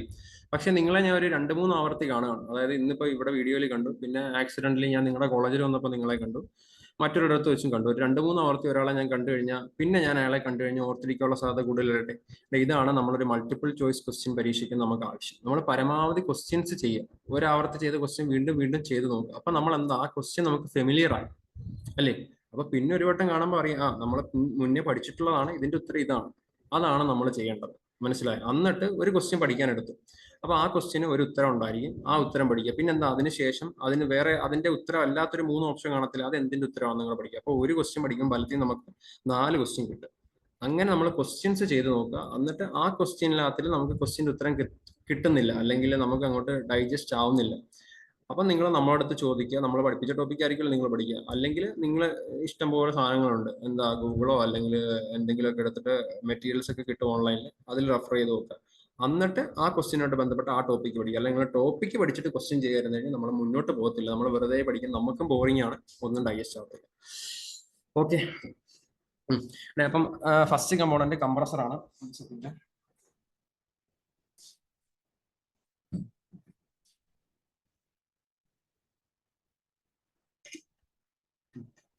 നമ്മൾ കണ്ടൻസർ വരെ പറഞ്ഞായിരുന്നു. കണ്ടൻസർ ഫ്രിഡ്ജിന്റെ ബാക്കിലുള്ള സാധനമാണ്, ആ ജാളി പോലെ അവിടെ ചൂടായിരിക്കും എന്ന് പറഞ്ഞു. പിന്നെ അതിനുശേഷമുള്ള മറ്റ് 2 കമ്പോണ്ട്, എക്സ്പാൻഷൻ വാൽവ്, ഇവാപറേറ്റർ. ഇത് 2 ഫ്രിഡ്ജിന് അകത്തിരിക്കുന്നതാണ്. അതായത് നമ്മുടെ ഫ്രീസർ തുറന്നു കഴിയുമ്പോൾ നിങ്ങൾക്ക് ഒരു ഫാൻ കാണാം. ഫാനിന്റെ പുറകിൽ ഇങ്ങനെ കുറെ സാധനങ്ങൾ അടുക്കി ട്യൂബിങ്സ് ഇങ്ങനെ കുറെ അടുക്കി വെച്ചേക്കുക. അതിനെയാണ് നമ്മൾ ഇവാപറേറ്റർ എന്ന് പറയുന്നത്. അതിനും കുറച്ച് പുറകിലായിട്ടാണ് എക്സ്പാൻഷൻ വാൽവ് ഇരിക്കുന്നത്. അപ്പൊ ഈ 2 ഡിവൈസുകൾ നമുക്ക് കാണാൻ പറ്റത്തില്ല. അപ്പൊ നിങ്ങളൊരു കാര്യം നോക്കേ, നമ്മുടെ 2 കോൾഡ്, അതായത് നമുക്ക് തണുപ്പുണ്ടാകുന്ന അല്ലെ റെഫ്രിജറേഷൻ എഫക്ട് ഉണ്ടാകുന്ന ഫ്രീസറിലാണ്. അപ്പൊ ആ തണുപ്പുണ്ടാവുന്ന സൈഡിൽ ഇരിക്കുന്ന അല്ലെ കോൾഡ് എഫക്ട് അല്ലെ റെഫ്രിജറേഷൻ എഫക്ട് ഉണ്ടാവുന്ന സൈഡിൽ ഇരിക്കുന്ന 2 ആൾക്കാരാണ് ഇവാപറേറ്ററും എക്സ്പാൻഷൻ വാൽവും. മറ്റേ ചൂടുള്ള 2 സൈഡിൽ ഇരിക്കുന്നതാണ്. അതായത് ഒരിടത്തുനിന്ന് ചൂടിനെ എടുത്ത് കളയുമ്പോഴാണല്ലോ അവിടെ തണുപ്പുണ്ടാകുന്നത്. അപ്പൊ തണുപ്പുണ്ടാക്കുന്ന സ്ഥലത്താണ് ഈ 2 ആൾക്കാർ, എക്സ്പാൻഷൻ വാൽവ്, ഇവാപറേറ്റർ ഇരിക്കുന്നത്. ഇനി എന്താ, ഈ എടുക്കുന്ന ചൂടിനെ വേറൊരിടത്ത് കളയണമല്ലോ. അപ്പൊ ആ ചൂടിനെ കളയുന്ന സ്ഥലത്തിനെയാണ്, അല്ലെ ആ കളയുന്ന സ്ഥലത്തിരിക്കുന്ന 2 ആൾക്കാരാണ് എന്ത്, കംപ്രസറും കണ്ടൻസറും. ഓക്കെ. അപ്പൊ നമുക്ക് എന്താ കംപ്രസറിൽ നിന്ന് തുടങ്ങാം. അപ്പൊ കംപ്രസർ ഫ്രിഡ്ജിന്റെ ബാക്കി ഇരിക്കുന്നതാണ്. അപ്പൊ പുള്ളിക്കാരൻ ചെയ്യുന്നതെന്ന് വെച്ച് കഴിഞ്ഞാൽ അതിനകത്ത് ഒരു റെഫ്രിജറന്റ് ഉണ്ട്, നമ്മൾ പറഞ്ഞ 6134. പുള്ളിക്കാരനെ കംപ്രസർ എന്താ ചെയ്യുക, കംപ്രസ് ആണ് ചെയ്യുക. അപ്പൊ ഒരു പിസ്റ്റൺ സിലിണ്ടർ അറേഞ്ച്മെന്റ് ആണ് നമ്മളിവിടെ കാണിച്ചേക്കുന്നത്. അപ്പൊ എന്താ കംപ്രസ് ചെയ്യാന്ന് വെച്ച് കഴിഞ്ഞാൽ എന്താ, ഒരു വസ്തുവിനെ അല്ലെ ഒരു ഗ്യാസിനെ കംപ്രസ് ചെയ്യുമ്പോൾ എന്ത് പറയും, ഒരു സാധനം ഒത്തിരി സ്പേസ് ഇരിക്കും. ഗ്യാസ് എന്ന് വെച്ചാൽ ഫ്രീ ആയിട്ട് നടക്കുന്ന ആളാണ്. അയാളെ കംപ്രസ് ചെയ്യാന്ന് വെച്ചാൽ ഒരു ചെറിയ സ്പേസിലേക്ക് ആക്കി കൊണ്ടുവരുമ്പോൾ അയാൾ എന്ത് പറയും, ടെമ്പറേച്ചറും കുറയും, അല്ല അയാളുടെ വോളിയം കുറയും. വോളിയം കുറയാൻ നേരത്തെ എന്താ, ഫ്രീ ആയിട്ടിരുന്ന ആളെ നമ്മൾ പിടിച്ച് ഒതുക്കി കൊണ്ടുവരും. അപ്പൊ അയാൾ എന്ത് ചെയ്യും, ഗ്യാസ് മോളിക്യൂൾസ് ആണ് എപ്പോഴും റാൻഡം മോഷനിൽ ഇരിക്കുമായിരിക്കും. അപ്പൊ അയാൾ എന്ത് കൂടും, പ്രഷർ കൂടും അല്ലെ. ഒത്തിരി ആയിട്ടിരുന്ന ആളെ പിടിച്ച് കംപ്രസ് ചെയ്ത് ഒരിടത്ത് എത്തുമ്പോൾ പ്രഷർ കൂടും. പ്രഷർ കൂടിക്കഴിഞ്ഞാൽ ഒബ്വിയസ്ലി എന്തും കൂടും, ടെമ്പറേച്ചറും കൂടും. പ്രഷറും ടെമ്പറേച്ചറും കൂടും. അപ്പൊ ഹൈ ടെമ്പറേച്ചർ ഹൈ പ്രഷറിൽ നമ്മൾ കംപ്രസറിൽ കയറ്റി കംപ്രസ് ചെയ്ത് വെച്ചേക്കുന്ന റെഫ്രിജറന്റിനെ പിന്നെ നമ്മൾ കണ്ടൻസറിലേക്ക് കൊടുക്കും. അപ്പൊ കണ്ടൻസറിനെ നമ്മൾ ഫ്രിഡ്ജിന്റെ ബാക്കിൽ ചെന്ന് കഴിഞ്ഞാൽ അയാൾ എന്താ, ചൂടായിട്ടിരിക്കുന്ന ഒരു വസ്തുവാണ് അല്ലെ. അപ്പൊ അയാൾ എന്തായിരിക്കും ചെയ്യുക, ആ ഹൈ ടെമ്പറേച്ചർ ഹൈ പ്രഷറിലേക്ക് നമ്മൾ കംപ്രസ് ചെയ്ത് വെച്ചേക്കുന്ന ആ റെഫ്രിജറന്റിന്റെ ചൂടിനെ മാത്രം കളയും. അപ്പൊ അയാൾ എന്തായി, ഹൈ പ്രഷർ ലോ ടെമ്പറേച്ചറിലേക്ക് എത്തി. ഓക്കെ. അതിനുശേഷം പിന്നെ എക്സ്പാൻഷൻ വാൽവിലേക്ക് വരിക. അവിടെ അപ്പോൾ ഒരു കാര്യം ആലോചിക്കുക, നമ്മൾ കംപ്രസറിൽ കയറ്റി കംപ്രസ് ചെയ്യുന്നത് ഗ്യാസ് ആണ്. റെഫ്രിജറന്റ് ഗ്യാസ് ഫോമത്തിലാണ് അല്ലെ ഗ്യാസിന്റെ രൂപത്തിലാണ് ഇരിക്കുന്നത്. അപ്പൊ അതിന്റെ ഹൈ ടെമ്പറേച്ചർ ഹൈ പ്രഷറിൽ കംപ്രസ് ചെയ്തു. അതിനുശേഷം കണ്ടൻസറി വന്ന് അയാളുടെ ഹീറ്റ് അല്ലെങ്കിൽ ചൂട് കളഞ്ഞു. അപ്പം ഹൈ ടെമ്പറേച്ചർ ഹൈ പ്രഷറിൽ നിന്ന് ടെമ്പറേച്ചർ പോയി ഇപ്പൊ അയാൾക്ക് എന്ത് മാത്രമേ ഉള്ളൂ, ഹൈ പ്രഷർ മാത്രമേ ഉള്ളൂ. ഇനി എക്സ്പാൻഷൻ വാൽവ്, എക്സ്പാൻഷൻ പേര് പോലെ തന്നെയാണ്, എന്താണ്, എക്സ്പാൻഡ് ചെയ്യുകയാണ്. അപ്പം ആദ്യം അവിടെ ചൂടിനെ കളഞ്ഞു കണ്ടൻസറിൽ കയറ്റി, ഇനി അയാൾക്ക് എന്താണുള്ളത്, പ്രഷർ ആണുള്ളത്. അപ്പൊ എക്സ്പാൻഷൻ വാൽവ് കയറ്റി എക്സ്പാൻഡ് ചെയ്യുമ്പോൾ എന്താ, അവിടെ പ്രഷറും കുറഞ്ഞു. പ്രഷർ കുറയാൻ നേരത്തെ ഇവിടെ സംഭവിക്കുന്നതെന്ന് വെച്ച് കഴിഞ്ഞാൽ കംപ്രസറി അത് ഗേഷ്യസ് സ്റ്റേറ്റിലായിരുന്നു, കണ്ടൻസറി വരുമ്പോഴും ഗേഷ്യസ് സ്റ്റേറ്റിലാണ്. പക്ഷേ എക്സ്പാൻഷൻ വാൽവിന്റെ അവിടെ വരാൻ നേരത്ത് അയാളൊരു ലിക്വിഡ് പ്ലസ് വേപ്പർ മിക്സർ ആയിരിക്കും. അതായത് കുറച്ച് ആ റെഫ്രിജറന്റിന്റെ കുറച്ച് ആൾക്കാർ ഗേഷ്യസ് സ്റ്റേറ്റിലിരിക്കും, കുറച്ച് ആൾക്കാർ എന്താ, ലിക്വിഡ് സ്റ്റേറ്റിലിരിക്കും. കാര്യം എന്താ, എക്സ്പാൻഡ് ചെയ്ത് കഴിഞ്ഞു. ഇവിടെ ഒരു ഗ്യാസ് എക്സ്പാൻഡ് ചെയ്ത് കഴിഞ്ഞാൽ അത് ലിക്വിഡായിട്ട് മാറും. അത് ആ പ്രഷറിന്റെ വേരിയേഷൻ കൊണ്ടാണ്. അത് എന്താൽപ്പി സാധനങ്ങളൊക്കെ വെച്ച് പറയണം. നിങ്ങൾ അങ്ങനൊന്നും ആലോചിക്കേണ്ട. കംപ്രസറി ഫുള്ളി ഗേഷ്യസ് ഫോമിൽ ഹൈ ടെമ്പറേച്ചർ ഹൈ പ്രഷർ ഇരിക്കുന്നു. കണ്ടൻസറി വരുമ്പോൾ അവിടെ ചൂട് കളഞ്ഞു. അപ്പൊ എന്താ, ലോ ടെമ്പറേച്ചർ ഹൈ പ്രഷർ ആയി. അതിനുശേഷം എക്സ്പാൻഷൻ വരുമ്പോൾ എന്താ, ടെമ്പറേച്ചറും കുറഞ്ഞു, പ്രഷറും കുറഞ്ഞു, അയാൾ കുറച്ച് എക്സ്പാൻഡ് ചെയ്തു. അപ്പൊ എന്താ, ഒരു ലിക്വിഡ് പ്ലസ് വേപ്പർ ഫോമിലേക്ക് വന്നു. അതിനുശേഷമായിരിക്കും അയാൾ ഇവാപറേറ്റർ അല്ലെ നമ്മുടെ ഫ്രീസറിനകത്തേക്ക് വന്നു. അപ്പൊ ഫ്രീസറിനകത്തേക്ക് നമ്മൾ എന്തോ ചെയ്യുന്നത്, ഏതെങ്കിലും ഒരു വസ്തുവിനെ തണുപ്പിക്കാൻ എടുത്തു വെച്ചു. അപ്പൊ അതിനെന്താ, ആൾറെഡി ഒരു ചൂടുണ്ടായിരിക്കുമല്ലോ. അപ്പൊ ആ ചൂടിന് ഇയാൾ ലിക്വിഡ് പ്ലസ് വേപ്പർ ഫോമിലാണ് റെഫ്രിജറന്റ് ഇരിക്കുന്നത്. അതായത് കുറച്ച് ലിക്വിഡും കുറച്ച് വേപ്പറും. അപ്പൊ ആ ലിക്വിഡ് ആയിട്ടിരിക്കുന്ന ആള് എന്ത് ചെയ്യും, അവിടെ നമ്മൾ തണുപ്പിക്കാൻ ഫ്രീസറിൽ വെച്ച ആളുടെ ചൂടിനെ മൊത്തം വലിച്ചെടുത്ത് കഴിയുമ്പോൾ അയാളോട് എന്തോ വേപ്പറായിട്ട് മാറും അല്ലേടെ ലിക്വിഡിനെ ചൂടാക്കി കഴിഞ്ഞാൽ അതെന്താവും വേപ്പറായിട്ട് മാറും. അപ്പോൾ അവിടുത്തെ ടെമ്പറേച്ചറിനെ മൊത്തം എടുത്ത് അയാൾ വീണ്ടും എന്താവും ഹൈ ടെമ്പറേച്ചർ ഉള്ള വേപ്പറായിട്ട് മാറും. അങ്ങനെ അയാൾ വീണ്ടും അവിടെ ഒരു കംപ്രസറി വരുന്നു, കംപ്രസറി കയറ്റി വീണ്ടും അയാൾ എന്ത് ചെയ്യുന്നു, കംപ്രസ് ചെയ്യുന്നു. ആ സൈക്കിൾ ഇങ്ങനെ കണ്ടിന്യൂ ചെയ്തുകൊണ്ടിരിക്കുന്നു. അപ്പോൾ ഇങ്ങനെയാണ് ഫ്രിഡ്ജിനകത്തിൽ ഒരു തണുക്കുന്ന എഫക്റ്റ് അല്ലെങ്കിൽ റെഫ്രിജറേഷൻ എഫക്റ്റ് ഉണ്ടാകുന്നത്. എയർ കണ്ടീഷൻ എടുത്താലും ഈ 4 കമ്പോണൻസ് തന്നെയാണ് ഉണ്ടാകുന്നത്. ഇതിൽ ചെറിയ ഒരു അതിന്റെ ഓപ്പറേഷനിൽ വ്യത്യാസം വരും. ഇങ്ങനെയൊക്കെ തന്നെയാണ് വർക്ക് ചെയ്യുന്നത്. പിന്നെ തണുപ്പിക്കുന്ന വായു വരുന്നത് എങ്ങനെയാണെന്ന് പിന്നീട് അതിലേക്ക് എത്തുമ്പോൾ പറയാം. ഓക്കെ, അപ്പോൾ ഈ 4 കമ്പോണൻസ് ഓർത്തിരിക്കുക: compressor, condenser, expansion valve, evaporator. Just basically എന്താണ് അവിടെ നടക്കുന്നത്, ഓരോ സ്ഥലത്ത് എത്തുമ്പോഴും ആ റെഫ്രിജറന്റിന്റെ ഫോം ഓർക്കുക. അവിടുന്ന് ഒരു ചോദ്യം വരാം കേട്ടോ. ഇപ്പം ഇന്നടത്ത് എത്തുമ്പോൾ റെഫ്രിജറന്റ് എന്താ, ലിക്വിഡ് ആണോ വേപ്പർ ആണോ? അപ്പൊ കംപ്രസറിൽ അത് ഗ്യാസ് ഫോമിലാണ്, കണ്ടൻസറിലും ഗ്യാസ് ഫോമിലാണ്, ഇവാപറേറ്ററിൽ അല്ല എക്സ്പാൻഷൻ വാൽവിൽ കയറി എക്സ്പാൻഡ് ചെയ്ത് കഴിയുമ്പോൾ ലിക്വിഡ് പ്ലസ് വേപ്പർ ആയിരിക്കും. ഇവാപറേറ്റർ വരുമ്പോൾ അത് ഫുള്ളി വേപ്പർ ആയിരിക്കും.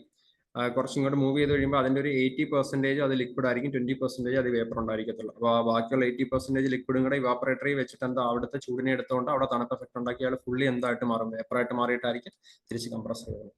അപ്പോൾ ഇതാണ് അതിന്റെ ഒരു വർക്കിംഗ് ഡയഗ്രാം, അതുപോലെ എൻ്റെ കമ്പോണൻസും. ഇത് എന്താ നമ്മുടെ ഫസ്റ്റ് ഇയർ കുട്ടികൾക്കുള്ള എന്താണ് അതിന്റെ ഒരു ഇതാണ് നോട്ടാണ്. അപ്പോൾ ഇത് കുറച്ച് സിമ്പിൾ നോട്ടാണ്, തന്നെ ഉണ്ടാക്കിയ നോട്ടാണ്. അപ്പൊ കുറച്ചുകൂടി നമുക്ക് മനസ്സിലാവുന്ന രീതിയിലാണ്, നിങ്ങൾക്ക് വായിച്ചാൽ മനസ്സിലാവുന്ന ഞാൻ പ്രതീക്ഷിക്കുന്നു. ഡീറ്റെയിൽ ആയിട്ട് സംഭവം പഠിക്കണം എന്നുള്ളവർക്ക് ഇത് റെഫർ ചെയ്യാം. അല്ലെങ്കിൽ നമ്മൾ ഈ പറയുന്ന ജസ്റ്റ് കാര്യങ്ങൾ നിങ്ങൾ നോട്ട് ചെയ്ത് വെച്ചാലും മതിയായിരിക്കും. അപ്പൊ നമ്മൾ പറഞ്ഞു VCRS, അതായത് നമ്മളിപ്പം യൂസ് ചെയ്യുന്ന മെക്കാനിക്കൽ റെഫ്രിജറേഷൻ സിസ്റ്റം അല്ലെങ്കിൽ നമ്മുടെ house hold refrigeration system work ചെയ്യുന്ന ആ സിസ്റ്റം, അതായത് അത് എന്തുപയോഗിച്ചാണ്, അതായത് എന്തിനേലും ഒരു വർക്കിംഗ് പ്രിൻസിപ്പിൾ ആണ്. അപ്പം വേപ്പർ കംപ്രഷൻ റെഫ്രിജറേഷൻ സിസ്റ്റം ആണ് നമ്മുടെ വീട്ടിലെല്ലാം ഇരിക്കുന്നത്. അല്ലെങ്കിൽ ഈ ഒരു സൈക്കിൾ ഫോളോ ചെയ്ത് അല്ലെങ്കിൽ ഇതിന്റെ ബേസിസിൽ വർക്ക് ചെയ്യുന്നതാണ് നമ്മുടെ വീട്ടിലിരിക്കുന്ന ഹൗസ് ഹോൾഡ് റെഫ്രിജറേറ്റർ അഥവാ ഫ്രിഡ്ജ്. അപ്പോൾ ആ സിസ്റ്റത്തിന് പറയുന്നവരാണ് വേപ്പർ കംപ്രഷൻ റെഫ്രിജറേഷൻ സിസ്റ്റം. അല്ലേടെ വേപ്പറിനെ കംപ്രസ് ചെയ്ത് തണുപ്പുണ്ടാക്കിയെടുക്കുന്ന സാധനമല്ലേ വേപ്പർ? അല്ലെ ഞാൻ ഈ പറഞ്ഞ പരിപാടി അല്ലേടെ? അതായത് വേപ്പർ ഫോം അഥവാ ഗ്യാസിനെ അല്ലേ വേപ്പർ എന്ന് പറയുന്നത്? വേപ്പർ കംപ്രഷൻ റെഫ്രിജറേഷൻ സിസ്റ്റം അല്ലെ, വേപ്പറിനെയാണ് കംപ്രസ് ചെയ്ത് തണുപ്പുണ്ടാക്കിയെടുക്കുന്നത്. ഇവിടെ കംപ്രസർ കംപ്രസ് ചെയ്ത് കണ്ടൻസറിൽ പോയി അതിന്റെ ഹീറ്റ് കളഞ്ഞ് എക്സ്പാൻഷൻ വാൽവ് വെച്ചാൽ എക്സ്പാൻഡ് ചെയ്ത് ഇവാപറേറ്ററിൽ വന്ന് തണുപ്പ് എഫക്ട് ഉണ്ടാകും. ആ വേപ്പറിനെ കംപ്രസ് ചെയ്ത് ഉണ്ടാക്കുന്ന റെഫ്രിജറേഷൻ എഫക്ട്. അതുകൊണ്ടാണ് അതിന് എന്ത് പേരെന്ന് പറയുന്നത്? വേപ്പർ കംപ്രഷൻ റെഫ്രിജറേഷൻ എഫക്ട് എന്ന് പറയുന്നത്. ഇവിടുന്ന് ചോദ്യങ്ങൾ വരും. ഓക്കെ, എന്തായാലും ഇന്നിപ്പം നമ്മൾ അതിലേക്കൊന്നും എത്തുമെന്ന് എനിക്ക് തോന്നുന്നില്ല. അത് അവിടെ നിൽക്കട്ടെ, അവിടുത്തെ ചോദ്യങ്ങളൊക്കെ നമുക്ക് പിന്നീട് ചെയ്യാം. ഓക്കെ, അപ്പം അതിന്റെ ഫിഗർ ഓർത്തിരിക്കുക. ഇടയിൽ പിന്നെ ഒന്നുകൂടി സ്കീമാറ്റിക് ഒന്നുകൂടി വേറെ രീതിക്ക് വരച്ച് കാണിച്ചേക്കാണ്. അതായത് കണ്ടൻസറും കംപ്രസറും നമ്മൾ ഒരേപോലെയാണ് കാണിക്കുക. അതായത് കണ്ടോ, ഒരു കോയിലാണ്. അതായത് നമ്മൾ പറഞ്ഞു ബാക്കിൽ ഒരു കോയിൽ ഫോമിലാണ് ഇരിക്കുന്ന ഫ്രിഡ്ജിന്റെ ബാക്കിൽ. അകത്തിരിക്കുന്ന എന്താ, ഇവാപറേറ്റർ. ഫ്രിഡ്ജ് തുറന്നാൽ ഫാന്റെ ബാക്കിൽ ഇരിക്കുന്നത് കോയിൽ ഫോമിലാണ്. അപ്പം രണ്ടിനും സെയിം ഫിഗർ വരച്ച് കാണിച്ചാൽ മതി. ഒന്ന് ഹീറ്റ് പുറത്തേക്ക് കളയുന്നു, ഒന്ന് എന്താണ് ഹീറ്റിനെ അബ്സോർബ് ചെയ്യുന്നു. അതായത് കണ്ടൻസർ ഹീറ്റിനെ കളയുന്നു, ഇവാപറേറ്റർ ഹീറ്റിനെ അബ്സോർബ് ചെയ്യുന്നു. ഓക്കെ, അപ്പൊ അതാണ്. ബാക്കി പ്രോസസ്സുകളൊന്നും നമുക്ക് അവിടുന്ന് വേണ്ടി വരത്തില്ല. അതൊക്കെ ഈ ഡയഗ്രാം പറയാൻ വേണ്ടിയാ, നമുക്കൊന്നും വേണ്ട. അവിടെ നിന്നൊന്നും അങ്ങനെ ചോദ്യങ്ങളൊന്നും വന്നിട്ടില്ല. ഓക്കെ, ഒരു മിനിറ്റ്, നമ്മുടെ സിലബസ് അനുസരിച്ച് നമ്മൾ മുന്നോട്ട് പോകാം, അല്ലെങ്കിൽ ശരിയാവുകയില്ല. അപ്പൊ നമ്മൾ യൂണിറ്റ് ഓഫ് റെഫ്രിജറേഷൻ പറഞ്ഞു, റിവേഴ്സ് കാർനോട്ട് സൈക്കിൾ പറഞ്ഞു, COP പറഞ്ഞു, vapour compression cycle. Only description, no problem ഇല്ലടേ. അപ്പൊ നമുക്ക് ഇക്വേഷൻ വേണ്ട, നമ്മൾ വെറുതെ പഠിക്കണ്ട. അപ്പൊ അത്രയും വരെയായി നമ്മൾ. Okay, Carnot cycle in detail ആയിട്ട് ഞാൻ പറഞ്ഞിട്ടില്ല. അത് നിങ്ങളുടെ തൊട്ട് മുന്നത്തെ എന്താണ് എഞ്ചിന്റെ സാധനം പറയാം, അവിടെ കാർനോട്ട് സൈക്കിൾ പറയും. അത് പറഞ്ഞിട്ട് റിവേഴ്സ് പറഞ്ഞാൽ എളുപ്പം നമുക്ക് പഠിക്കാം. അല്ലാതെ ഇത് പറഞ്ഞു കഴിഞ്ഞാൽ മൊത്തം വെറുതെ സമയം പോകും. ഇനി നമുക്ക് നെക്സ്റ്റ് പഠിക്കാനുള്ളത് definition of dry bulb, wet bulb. ഇതൊരു ബേസിക് സാധനം. അതായത് നമുക്ക് ഡെഫിനിഷൻ വൈസ് ചോദ്യങ്ങൾ വരും. അത് ഈ സാധനത്തിൽ നിന്ന് ഇത്രയും എന്താണ് ഡ്രൈ ബൾബ് എന്താണ്, wet bulb, dew point, specific humidity, relative humidity, cooling and dehumidification, layout unit. ഇത് ഈ അവസാനത്തെ ഈ ഒരു സാധനം ഇത് കുറച്ച് പഠിക്കാനുണ്ട്. Layout of unit and central air conditioning. Okay, അപ്പൊ ഇനി നമുക്ക് നെക്സ്റ്റ് പഠിക്കാനുള്ള സാധനം സൈക്കോമെട്രി ആണ്. ഓക്കെ, അപ്പം നമുക്ക് സൈക്കോമെട്രി നിങ്ങൾ കേട്ടിട്ടേ ഉള്ള വാക്കായിരിക്കത്തില്ല. ക്ലാസ്സിൽ നിങ്ങൾക്ക് ഇത് സിലബസിൽ ഉണ്ടാവോ ഇല്ലയോ എനിക്കറിയില്ല, സിലബസ് കണ്ടിട്ടില്ല. അതായത് നിങ്ങളുടെ റെഗുലർ കോളിൽ നിങ്ങളെ പഠിപ്പിച്ചിട്ടുണ്ടാവോ ഇല്ലയോ എനിക്കറിയില്ല. ഉണ്ടാവുമെങ്കിൽ മെക്കാനിക്കലുകാർക്ക് എന്തെങ്കിലും ധാരണ ഉണ്ടാവും, ബാക്കിയുള്ള കുഞ്ഞുങ്ങൾക്ക് ഇതൊന്നും കേട്ടിട്ടുണ്ടാവില്ല. ഇനി മെക്കാനിക്കലും ചില കുഞ്ഞുങ്ങൾ ഇത് കേട്ടിട്ടുണ്ടായിരിക്കത്തില്ല. ഓക്കെ, അപ്പൊ സൈക്കോമെട്രി നമ്മൾ എന്താ ഈ ഹ്യൂമിഡിറ്റി എന്ന് പറയുന്ന വാക്ക് നമ്മൾ എല്ലായിടത്തും കേൾക്കുന്നതാണ് അല്ലേ? എന്നാ കേട്ടിട്ടുണ്ട്. നിങ്ങൾ ആരും ഒന്നും പറയാത്ത സ്ഥിതിക്ക് ഇനി അങ്ങോട്ട് ചോദ്യങ്ങളില്ല, ഞാൻ തന്നെ അങ്ങ് പറഞ്ഞു പോ. നിങ്ങള് ഓക്കെ, ഇവിടെ ഈ നോട്ടിഫിക്കേഷൻ ഇങ്ങനെ വന്ന് കിടക്കത്തേ ഉള്ളൂ. ഞാൻ ഓപ്പൺ ആക്കിയാൽ അറിയത്തുള്ളൂ നിങ്ങൾ എന്താണ് പറയുന്നത്. അപ്പൊ അതുകൊണ്ടാണ് ഞാൻ ഓപ്റ്റ് ചെയ്തേക്കുന്നത്. നിങ്ങൾ എന്താണ് നിങ്ങളുടെ വോയിസ് ഒന്ന് അൺമ്യൂട്ട് ചെയ്തിട്ട് നിങ്ങളൊന്ന് പറയുക എന്തേലും, എന്നാലേ ശരിയാവത്തുള്ളൂ. അല്ല നിങ്ങൾ മെസ്സേജ് അയച്ചു കഴിഞ്ഞാൽ ശ്രദ്ധിക്കണമെന്നില്ല. അവിടെ അപ്പൊ സൈക്കോമെട്രി. അപ്പൊ നമ്മൾ സൈക്കോമെട്രി പറയുന്നതിന് മുന്നേ നമ്മൾ ഈ വാക്ക് പറയാം. അതായത് എന്തിനാണ് നമ്മൾ സൈക്കോമെട്രി പഠിക്കുന്നതെന്ന് പറയണമല്ലോ, വെറുതെ പറഞ്ഞിട്ട് കാര്യമില്ല. അവിടെ അപ്പൊ ഈ ഡെഫിനിഷൻസ് നിങ്ങളൊന്ന് ബൈഹാർട്ട് ചെയ്യണം. കാര്യം ഇവിടുന്ന് ഡെഫിനിഷൻ വൈസ് ആണ് നമുക്ക് ചോദ്യം ചോദിക്കുന്നത്. ഇവിടെ നമുക്കൊരു 11:10 അല്ലെ ഒരു 11 നോക്കാം. ഒരു 11 മണിക്ക് 11 ഒരു 12 മണിക്ക് ശേഷം 12:30 വരെയാണ് ക്ലാസ്. നമുക്ക് ചോദ്യത്തിലേക്ക് പോകാം. ഇവിടം വരെ പഠിക്കുന്ന അവിടം വരെ നിൽക്കട്ടെ. ഇവിടെ അപ്പം നമ്മൾ കേട്ടിട്ടുള്ള വാക്കാണ് എന്താണ് ഹ്യൂമിഡിറ്റി എന്ന് പറയുന്ന വാക്ക്. ഇപ്പം കൊച്ചി നമുക്കൊരു സ്റ്റേഡിയം ഉണ്ട്. അവിടെ നേരത്തെ ഫുട്ബോളും ക്രിക്കറ്റും മാറി മാറി നടക്കുമായിരുന്നു. ഇപ്പൊ അത് പൂർണ്ണമായിട്ട് ഫുട്ബോളിന് കൊടുത്തു. അല്ലെ നമ്മൾ കൊച്ചിയിൽ പോവാണ്, അല്ലെ നമ്മൾ തിരുവനന്തപുരത്ത് പോവാണ്. അവിടെയൊക്കെ പോകുമ്പോൾ നമുക്ക് ഭയങ്കര ചൂടാണ്. പക്ഷെ നമ്മുടെ എന്താണ് ഈ ചില നമ്മുടെ കൂട്ടുകാരന്മാരുണ്ടായിരിക്കും, അല്ലെ നമ്മുടെ ചേട്ടനോ ചേച്ചിയോ അല്ലെ റിലേറ്റീവ്സ് ആരെങ്കിലൊക്കെ ബാംഗ്ലൂർ ഉണ്ടായിരിക്കും. അപ്പൊ അവരെപ്പോഴും വന്നിട്ട് ബാംഗ്ലൂർ നല്ല ക്ലൈമറ്റ് ആണ്, പ്രശ്നങ്ങളൊന്നുമില്ല, എപ്പോഴും നല്ല കൂൾ ക്ലൈമറ്റ്, നമുക്ക് കംഫർട്ടാണ്. പക്ഷെ ഇവിടെ കൊച്ചിയിലോ കൊല്ലത്തോ തിരുവനന്തപുരത്തൊക്കെ വന്നു കഴിഞ്ഞാൽ ഭയങ്കര ഹ്യൂമിഡിറ്റിയാണ്, നമുക്ക് തീരെ സഹിക്കാൻ പറ്റത്തില്ല. അല്ലെങ്കിൽ എന്തോ ഭയങ്കര ബുദ്ധിമുട്ടാണ് അല്ലേ, ഭയങ്കര ചൂടാണെന്നൊക്കെ പറയും. അപ്പൊ നമ്മൾ ഇങ്ങനെ എല്ലാവരും പറയുന്നുണ്ട്. അതേപോലെ വാർത്തയൊക്കെ വെക്കുമ്പോഴും ഇങ്ങനെ പറയാം, അല്ലെ നമ്മളെ ഫോണിലൊക്കെ നോക്കുമ്പോഴും പറയും ഹ്യൂമിഡിറ്റി ഇന്ന് ഇത്രയുണ്ട്, ഹ്യൂമിഡിറ്റി കൂടുതലാണ്. അപ്പൊ നമ്മളേക്കും ഹ്യൂമിഡിറ്റി കൂടുതല എന്തോ നമുക്കൊരു ധാരണയില്ല. അപ്പം ആ ധാരണയൊക്കെ ഇന്നുകൊണ്ട് മാറും. നമുക്ക് ഇനിയും പറയാൻ പറ്റും, അല്ലെ ഒരാൾക്ക് പറഞ്ഞു കൊടുക്കാൻ പറ്റും എന്താണ് ഇവർ ഹ്യൂമിഡിറ്റി കൂടുതലാണെന്ന് പറയുമ്പോൾ നമുക്ക് ചൂട് കൂടാൻ കാര്യമല്ല, നമുക്ക് ചൂട് കൂടുതൽ ഫീൽ ചെയ്യുന്നത് ഈ പറയുന്ന ബാംഗ്ലൂരുകാർക്ക് എന്താണ് ഇങ്ങനത്തെ പ്രശ്നങ്ങളൊന്നും വരാതെ കംഫർട്ടായിട്ട് ഇരിക്കുന്നത്. അല്ലെങ്കിൽ നമ്മൾ നോർത്തിലേക്ക് പോയി കഴിഞ്ഞാൽ തണുപ്പ് സ്ഥലത്തൊക്കെ ചെന്ന് കഴിഞ്ഞാൽ നല്ല കൂൾ ക്ലൈമറ്റ് ആണ്. എന്തുകൊണ്ടാണ് അങ്ങനെ? അപ്പൊ സൈക്കോമെട്രി എന്താണെന്ന് പറയാം. അപ്പൊ നമ്മുടെ ചുറ്റും എയർ ഉണ്ടെന്ന് നമുക്കറിയാം അല്ലെ. അപ്പൊ ആ എയർ രണ്ട് രീതിയിലാവാം. ഒന്നെങ്കിൽ ഡ്രൈ എയർ ആവാം, അല്ലെങ്കിൽ മോയിസ്റ്റ് എയർ ആവാം. അവിടെ മോയിസ്റ്റ് അല്ലെങ്കിൽ മോയിസ്ചർ എന്ന് വെച്ച് കഴിഞ്ഞാൽ എന്താണ്, ഒരു നനുപ്പ് അല്ലെങ്കിൽ ഒരു തണുപ്പ്, എന്താ വെള്ളത്തിന്റെ കണ്ടന്റ് ഉള്ളതിനെയാണ് നമ്മൾ മോയിസ്ചർ എന്ന് പറയുന്നത്. നിങ്ങൾ മറ്റേ മോയിസ്ചറൈസർ എല്ലാവരും ഇടുന്ന ആരെങ്കിലും ഒക്കെ കേട്ടിട്ടുണ്ടായിരിക്കും. ഓക്കെ, അപ്പൊ മോയിസ്ചറൈസർ നമ്മൾ മുഖത്തിടത്തില്ലേ, നമ്മുടെ വരണ്ടൊക്കെ പൊട്ടാൻ നേരത്ത്, അല്ലെ കയ്യിലോ ദേഹത്തോ ഒക്കെ എന്താ വരളാൻ നേരത്ത്, അല്ലെങ്കിൽ ചൂട് വന്നിട്ട് പൊട്ടാൻ നേരത്ത് നമ്മൾ മോയിസ്ചറൈസർ ഇടും. അല്ലെങ്കിൽ നമ്മൾ ജസ്റ്റ് എണ്ണ തേക്കും, അല്ലെങ്കിൽ ഓയിൽ തേക്കും. എന്താണ് നമ്മുടെ ആ വരൾച്ച മാറി അവിടെ ഒരു നനുപ്പ് കൊണ്ടുവരാൻ, അല്ലെങ്കിൽ ഒരു തണുപ്പ് ഫീൽ, അല്ലെങ്കിൽ ഒരു ഓയിലി എഫക്റ്റ് കൊണ്ടുവരാനായിട്ട് നമ്മൾ ചെയ്യുന്ന സാധനം. അതുകൊണ്ടാണ് അതിനെ മോയിസ്ചറൈസർ എന്ന് ഇട്ടേക്കുന്നത്. അപ്പൊ തണുപ്പുള്ള സാധനം, അല്ലെ വാട്ടറിന്റെ ഫോം, അല്ലെ വാട്ടറിന്റെ പ്രസൻസ് ഉള്ളതിനെയാണ് നമ്മൾ മോയിസ്ചർ എന്ന് പറയുന്നത് അല്ലേ. അപ്പം നമ്മുടെ ചുറ്റുമുള്ള വായു എടുത്താൽ ഒന്നെങ്കിൽ അത് ഡ്രൈ എയർ ആവാം, അതായത് വരണ്ട വായു അല്ലെങ്കിൽ വരണ്ട എയർ ആവാം, അല്ലെങ്കിൽ അത് എന്താവാം, കുറച്ച് വാട്ടർ വേപ്പർ കണ്ടന്റോട് ഉള്ള എയർ ആവാം അല്ലേ. അതായത് നോർമലി നമ്മുടെ എയർ ഒന്നെങ്കിൽ വരണ്ട കാലാവസ്ഥ, അതായത് ഭയങ്കര ചൂടുള്ളിടത്ത് പോയി കഴിഞ്ഞാൽ അവിടുത്തെ എയറിനകത്ത് തീർത്തും നിശേഷം എന്തുണ്ടായിരിക്കത്തില്ല, മോയിസ്ചർ കണ്ടന്റ് അല്ലെങ്കിൽ വാട്ടർ വേപ്പർ കണ്ടന്റ് ഉണ്ടായിരിക്കത്തില്ല. അല്ലെ നമ്മുടെ ചുറ്റുമുള്ള എയറിനകത്തില് വെള്ളത്തിന്റെ പ്രസൻസ് ഉണ്ടാവണമെങ്കിൽ വെള്ളം എന്തിന്റെ ഫോമിലായിരിക്കണം, നീരാവിയുടെ ഫോമിൽ, അല്ലെ അങ്ങനെ ആയിരിക്കണം. അല്ലാതെ നമ്മളെ ചുറ്റും നോക്കിക്കഴിഞ്ഞാൽ നമ്മുടെ എയറിൽ വെള്ളത്തിനെ കാണാൻ പറ്റില്ല. അപ്പൊ അതെന്താ, നീരാവിയുടെ രൂപത്തിലായിരിക്കും, വേപ്പർ സ്റ്റേറ്റിലായിരിക്കും വെള്ളം ഉണ്ടാവുക അല്ലേ. നമ്മളെ 3 ഫോം ഓഫ് മാറ്റർ അല്ലേ, സോളിഡ്, ലിക്വിഡ്, ഗ്യാസ്. അപ്പൊ അത് ലിക്വിഡ് ഫോമിൽ വെള്ളത്തിനെ ഇവിടെ ചുറ്റും കാണാൻ പറ്റുമോ? ഇല്ലല്ലോ. അപ്പൊ എന്താ, വേപ്പർ സ്റ്റേറ്റിലായിരിക്കും ഉണ്ടാവും. അപ്പൊ ഒന്നെങ്കിൽ നമുക്ക് ചുറ്റുമുള്ള എയർ വരണ്ട എയർ അഥവാ ഡ്രൈ എയർ ആയിരിക്കും, നീരാവിയുടെ കണ്ടന്റ് നിശേഷം, അല്ലെ വാട്ടർ വേപ്പറിന്റെ കണ്ടന്റ് നിശേഷം ഉണ്ടാവത്തില്ല. അല്ലെങ്കിൽ അതിൽ എന്താവും, ഡ്രൈ എയർ പ്ലസ് കുറച്ച് വാട്ടർ വേപ്പർ കണ്ടന്റ് കൂടെ ഉണ്ടാവും. അങ്ങനെ നമ്മുടെ ചുറ്റുമുള്ള എയറിനകത്ത് ഡ്രൈ എയറിന്റെ കൂടെ കുറച്ച് വാട്ടർ വേപ്പർ കണ്ടന്റ് കൂടെ ഉണ്ടെങ്കിൽ ആ എയർ എന്തോ എയർ എന്ന് നമ്മൾ പറയും, മോയിസ്റ്റ് എയർ എന്ന് പറയും. ഓക്കെ, അതാണ് മോയിസ്റ്റ് എയർ. അപ്പൊ ഈ മോയിസ്റ്റ് എയറിന് സാധാ ഉള്ള എയറിനെ അപേക്ഷിച്ച് കുറെ പ്രോപ്പർട്ടീസിൽ വ്യത്യാസമുണ്ട്. അതായത് അയാളുടെ സ്വഭാവത്തിൽ കുറെ വ്യത്യാസമുണ്ട്. ആ സ്വഭാവത്തിനെ പറ്റിയുള്ള സ്റ്റഡിക്ക് നമ്മൾ പറയുന്ന പേരാണ് psychometry. The properties of moist air are called psychometric properties and the subject which deals with the behavior of moist air is known as psychometry. അതായത് ആ മോയിസ്ചറിനെ പറ്റിയുള്ള പഠനത്തിന് പറയുന്ന പേരാണ് സൈക്കോമെട്രി. ആ മോയിസ്ചറിന്റെ പ്രോപ്പർട്ടീസിന് അപ്പം സൈക്കോമെട്രിക് പ്രോപ്പർട്ടീസ് എന്ന് പറയും. അപ്പൊ അതില് എന്താണ് ആദ്യം ഡ്രൈ എയർ എന്ന് പറയുന്നത്? ഡ്രൈ എയർ എന്താണെന്ന് പറഞ്ഞാൽ നമുക്ക് മോയിസ്ചർ എന്ന് പറയാൻ പറ്റും. അപ്പൊ ഡ്രൈ എയർ എന്ന് വെച്ച് കഴിഞ്ഞാൽ is a mixture of oxygen, nitrogen, carbon dioxide. അതായത് നമ്മൾ അറിയാമല്ലോ, നമ്മുടെ ചുറ്റുമുള്ള വായു എടുത്തു കഴിഞ്ഞാൽ അതിനകത്തിലെ മേജർ കമ്പോണന്റ് നൈട്രജൻ. ഇത് പണ്ട് തൊട്ടേ നമ്മൾ പഠിക്കുന്നതാണ്. 79% നൈട്രജനും 21% ഓക്സിജനും. അപ്പൊ എത്രയായി? 9, 7, 2, 9, 100 ആയോ? പക്ഷെ ബാക്കിയുള്ള ഗ്യാസസ് കൂടെ ഒക്കെ വരും. കാർബൺ ഡയോക്സൈഡും മറ്റേ ആർഗണും സാധനം എല്ലാം കൂടെ ചേർന്നത്. അതായത് ഡ്രൈ എയർ എന്ന് വെച്ച് കഴിഞ്ഞാൽ അതിൽ എന്ത് കാണും?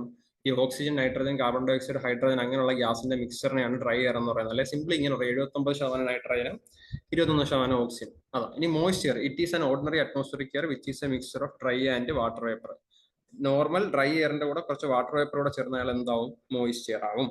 ഓക്കെ, ഇനി നോക്കിയാൽ ഈ മോയ്സ്ചർ, അതായത് ചുറ്റുമുള്ള ഡ്രൈ എയറിനകത്തിൽ വാട്ടർ വേപ്പർ കണ്ടന്റ് വന്നു കഴിഞ്ഞാൽ മോയ്സ്ചർ ആയി. ഇനി നോക്കിയാൽ വാട്ടർ വേപ്പർ കണ്ടന്റ് വന്ന് അതിനകത്തിൽ ഉൾക്കൊള്ളാവുന്ന വാട്ടർ വേപ്പർ കണ്ടന്റ് മാക്സിമം ആയി കഴിഞ്ഞാൽ സാച്ചുറേറ്റഡ് ആയെന്ന് നമ്മൾ പറയത്തില്ലേ? നമ്മൾ മറ്റേ പഞ്ചസാര ലായനിയുടെ ഒക്കെ കാര്യം നമ്മൾ പഠിച്ചിട്ടുണ്ട് 10ാം ക്ലാസ്സിൽ. സൊല്യൂഷൻസിനകത്തല്ലേ കെമിസ്ട്രിയിൽ പഠിക്കുന്നുണ്ട് solutions, saturated solutions, super saturated. അതായത് നമ്മളിപ്പോൾ ഒരു ലായനി അല്ലെങ്കിൽ വെള്ളം എടുക്കുക, വെള്ളത്തിനകത്ത് പഞ്ചസാര ഇട്ട് കഴിഞ്ഞാൽ എന്താ? പഞ്ചസാര വെള്ളമായി, അല്ലെങ്കിൽ ഉപ്പിട്ട ഉപ്പ് വെള്ളമായി. അപ്പൊ അതിനകത്ത് നമ്മൾ പഞ്ചസാര ഇട്ട് കലക്കി മാക്സിമം അതിന് ഉൾക്കൊള്ളാവുന്ന പഞ്ചസാരയെ ഉൾക്കൊണ്ട് കഴിഞ്ഞാൽ പിന്നെ നമ്മൾ ഇട്ട് കലക്കിയാൽ പഞ്ചസാര കലങ്ങോ? ഇല്ല. ആ പഞ്ചസാര ആ വെള്ളത്തിൽ അതേപോലെ തരിയായിട്ട് കിടക്കും. അപ്പൊ ആ സൊല്യൂഷൻ എന്താന്ന് പറയാം? സാച്ചുറേറ്റഡ് സ്റ്റേറ്റിലെത്തി. അതായത് അയാൾക്ക് ലയിപ്പിക്കാവുന്ന അല്ലെങ്കിൽ അയാൾക്ക് ഉൾക്കൊള്ളാവുന്ന മാക്സിമം അയാൾ ഉൾക്കൊണ്ട് കഴിഞ്ഞു. അങ്ങനെയുള്ള അതേ സെയിം കൺസെപ്റ്റ് നമ്മൾ എയറിന്റെ കേസിൽ എടുക്കുക. മോയ്സ്ചർ എന്ന് വെച്ചാൽ എന്താ? ഡ്രൈ എയറിന്റെ കൂടെ വാട്ടർ വേപ്പർ കണ്ടന്റ് കൂടെ വരുന്ന ആളാണ് മോയ്സ്ചർ. അപ്പൊ ഈ വാട്ടർ വേപ്പർ കണ്ടന്റ് ഡ്രൈ എയറിന് ഉൾക്കൊള്ളാവുന്ന മാക്സിമം വാട്ടർ വേപ്പർ കണ്ടന്റിനെ അയാൾ ഉൾക്കൊണ്ട് കഴിഞ്ഞാൽ അയാൾ എന്തായി? നല്ല എന്താ? സാച്ചുറേറ്റഡ് എയർ ആയി. അതായത് it is the air which contains maximum amount of water vapour which the air can hold at a given temperature and pressure. അതായത് ഒരു ഗിവൺ ടെമ്പറേച്ചർ, ഇപ്പൊ നമ്മുടെ ഇവിടുത്തെ എന്താ പ്രഷർ എടുക്കുകയാണെങ്കിൽ 1 അറ്റ്മോസ്ഫിയറിക് പ്രഷർ ആണ്. അപ്പൊ 1 അറ്റ്മോസ്ഫിയറിക് പ്രഷറിൽ നമ്മുടെ ഈ 30 ഡിഗ്രി ആണ് നോക്കുക. ഈ 30 ഡിഗ്രി ടെമ്പറേച്ചറിൽ 1 അറ്റ്മോസ്ഫിയറിക് പ്രഷറിൽ ആ എയറിന് ഉൾക്കൊള്ളാവുന്ന മാക്സിമം വാട്ടർ വേപ്പർ കണ്ടന്റ് അയാൾ ഉൾക്കൊണ്ടിരിക്കുകയാണെങ്കിൽ അയാൾ എന്ത് എയർ ആണെന്ന് പറയും? സാച്ചുറേറ്റഡ്. അപ്പൊ നോക്കിയാൽ സാച്ചുറേറ്റഡ് ആയി മാക്സിമം എത്ര വരെ പോകും ഒരു സാധനത്തിന്? 100% സാച്ചുറേറ്റഡ് ആവും. അത്രയല്ലേ പറ്റത്തുള്ളൂ, അതിൽ കൂടുതൽ പറ്റത്തില്ലല്ലോ. നമ്മൾ എല്ലാത്തിന്റെയും ആ ഒരു നിജപ്പെടുത്തി വെച്ചേക്കുന്ന മാക്സിമം 100 അല്ലേ? അപ്പൊ അങ്ങനെ മാക്സിമം സാച്ചുറേറ്റഡ് സ്റ്റേറ്റ് എത്ര? 100%. അതായത് അതിനകത്ത് ഡ്രൈ കമ്പോണന്റ്, അതായത് മോയ്സ്ചർ എടുത്ത് അത് ഡ്രൈ എയറിന്റെ കമ്പോണന്റേ കാണത്തില്ല, ഫുൾ ആരായിരിക്കും? വാട്ടർ വേപ്പർ തന്നെ ആയിരിക്കും. അതാണ് സാച്ചുറേറ്റഡ് എയർ. ഇനിയാണ് നമ്മൾ പറയാൻ പോകുന്നത് എന്താണ് സ്പെസിഫിക് ഹ്യൂമിഡിറ്റി അല്ലെങ്കിൽ ആബ്സല്യൂട്ട് ഹ്യൂമിഡിറ്റി അല്ലെങ്കിൽ ഹ്യൂമിഡിറ്റി റേഷ്യോ. ഇവിടെ നിങ്ങൾക്ക് തെറ്റിപ്പോകാൻ സാധ്യതയുള്ള ഒരു കാര്യമാണ് സ്പെസിഫിക് ഹ്യൂമിഡിറ്റിയും റിലേറ്റീവ് ഹ്യൂമിഡിറ്റിയും. റിലേറ്റീവ് ഹ്യൂമിഡിറ്റിക്ക് ആൾക്ക് ഒറ്റ പേരേ ഉള്ളൂ, റിലേറ്റീവ് ഹ്യൂമിഡിറ്റി. അപ്പൊ ഓർക്കുക, ആപേക്ഷികമാണ്. റിലേറ്റീവ് പേരിൽ തന്നെ ഉണ്ട്. ആരെയോ അപേക്ഷിച്ച് അല്ലെ ആരെയോ എന്താണ് താരതമ്യപ്പെടുത്തിക്കൊണ്ട് പറയുക, അതാണ് റിലേറ്റീവ്. അല്ലെ റിലേറ്റീവ് ആ പേരിൽ തന്നെ ഉണ്ട്, അതാണ് റിലേറ്റീവ് ഹ്യൂമിഡിറ്റി. ഇനി റിലേറ്റീവ് ഹ്യൂമിഡിറ്റിക്ക് ഒരു ഡെഫിനിഷൻ ഉണ്ട്. അപ്പം റിലേറ്റീവ് ഹ്യൂമിഡിറ്റി എന്ന് വെച്ചാൽ അത് വേറെ സാധനമാണ്. പിന്നെ വേറെ എന്ത് സാധനത്തിനോട് ഹ്യൂമിഡിറ്റി ചോദിച്ചാൽ അത് എന്ത് ഹ്യൂമിഡിറ്റി ആയിരിക്കും? ഒന്നീ സ്പെസിഫിക് ആയിരിക്കാം, അല്ലെ ആബ്സല്യൂട്ട് ആയിരിക്കാം, അല്ലെ ഹ്യൂമിഡിറ്റി റേഷ്യോ ആയിരിക്കും. അപ്പൊ അങ്ങനെ ഓർത്തിരിക്കുക, മനസ്സിലായ? റിലേറ്റീവ് ഹ്യൂമിഡിറ്റി, 2 ഹ്യൂമിഡിറ്റി ടേംസ് ആണ് നമുക്കുള്ളത്. ഒന്ന് സ്പെസിഫിക് അല്ലെങ്കിൽ ആബ്സല്യൂട്ട് അല്ലെങ്കിൽ ഹ്യൂമിഡിറ്റി റേഷ്യോ, അത് ഒരു സാധനം.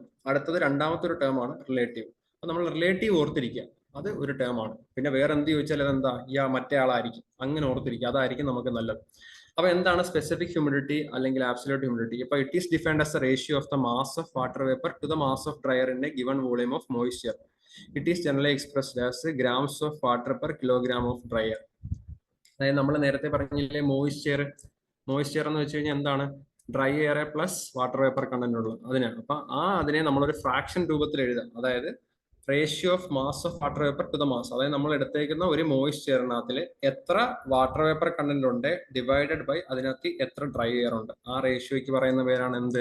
സ്പെസിഫിക് ഹ്യൂമിഡിറ്റി അല്ലെങ്കിൽ ഹ്യൂമിഡിറ്റി. സിംപ്ലി ഹ്യൂമിഡിറ്റി റേഷ്യോ അല്ലെങ്കിൽ സ്പെസിഫിക് ഹ്യൂമിഡിറ്റി. സ്പെസിഫിക് എന്താ? ആ എടുത്തേക്കുന്ന ആളുടെ കാര്യമാണ് പറയുന്നത്. അതിനെയാണ് എന്തെന്ന് പറയുന്നത്? സ്പെസിഫിക് ഹ്യൂമിഡിറ്റി അഥവാ ഹ്യൂമിഡിറ്റി റേഷ്യോ എന്ന് പറയുന്നത്. ഓക്കെ, ഇനി റിലേറ്റീവ് ഹ്യൂമിഡിറ്റി ആണ്. അപ്പൊ റിലേറ്റീവ് ഹ്യൂമിഡിറ്റി എന്ന് വെച്ച് കഴിഞ്ഞാൽ നമ്മൾ വേറെ ആരെയോ താരതമ്യപ്പെടുത്തി നമ്മൾ എടുത്തിരിക്കുന്ന ഒരാളുടെ കാര്യം പറയാം. പേര് പോലെ തന്നെ റിലേറ്റീവ്, ആപേക്ഷികമാണ്. അപ്പൊ it is the ratio of mass of water vapour in a given volume of moisture at a given temperature to the mass of water vapour contained in the same volume of moisture at the same temperature when the air is saturated. അതായത് നമ്മൾ നേരത്തെ പറഞ്ഞില്ലേ saturated air എന്ന്. അതായത് ഒരു moisture എടുത്ത് അതിനകത്ത് അയാൾക്ക് ഉൾക്കൊള്ളാവുന്ന മാക്സിമം വാട്ടർ വേപ്പറിനെ ഉൾക്കൊണ്ടിരിക്കുന്ന എയറിനെയാണ് സാച്ചുറേറ്റഡ് എയർ എടുത്തേക്കുന്നത്. അപ്പൊ എന്താണ് റിലേറ്റീവ്? അപ്പൊ നമ്മൾ ഒരു ഗിവൺ ടെമ്പറേച്ചറിലും ഗിവൺ പ്രഷറിലും ഉള്ള 2 എയറിനെ എടുക്കുകയാണ്. ഓക്കെ, 2 വോളിയം അല്ലെങ്കിൽ 2 പാത്രത്തിൽ എടുക്കുകയാണ്. അതിൽ രണ്ടുപേരും ഒരേ ടെമ്പറേച്ചറിലും ഒരേ പ്രഷറിലും ഇരിക്കുകയാണ്. അപ്പൊ അതിൽ ഒരു പാത്രത്തിൽ ഇരിക്കുന്ന ആളെ എന്താണ്? Saturated air. അപ്പൊ സാച്ചുറേറ്റഡ് എയർ എന്ന് വെച്ച് കഴിഞ്ഞാൽ എന്തായിരിക്കും? അയാളുടെ ഹ്യൂമിഡിറ്റി റേറ്റ് എത്ര ആയിരിക്കും? മാക്സിമം 100% ആയിരിക്കും അല്ലേ? മാക്സിമം വാട്ടർ വേപ്പറിനെ ഉൾക്കൊണ്ടിരിക്കുക. ഇനി എന്താ? അതേ ടെമ്പറേച്ചറിലും അതേ പ്രഷറിലും ഇരിക്കുന്ന വേറെ ഏതോ ഒരു ഓർഡിനറി മോയ്സ്ചർ എടുക്കുക. അപ്പൊ അതിന്റെ 100% അല്ലേ? അപ്പൊ ഇപ്പൊ അയാളുടെ ഒരു 60% ആണെന്ന് നോക്കുക. അപ്പം ആ എടുത്തേക്കുന്ന നമ്മൾ ഇവിടുത്തെ കണ്ടീഷൻ എടുക്കുക. ഇവിടുത്തെ ഇപ്പൊ ഒരു സെക്കൻഡ്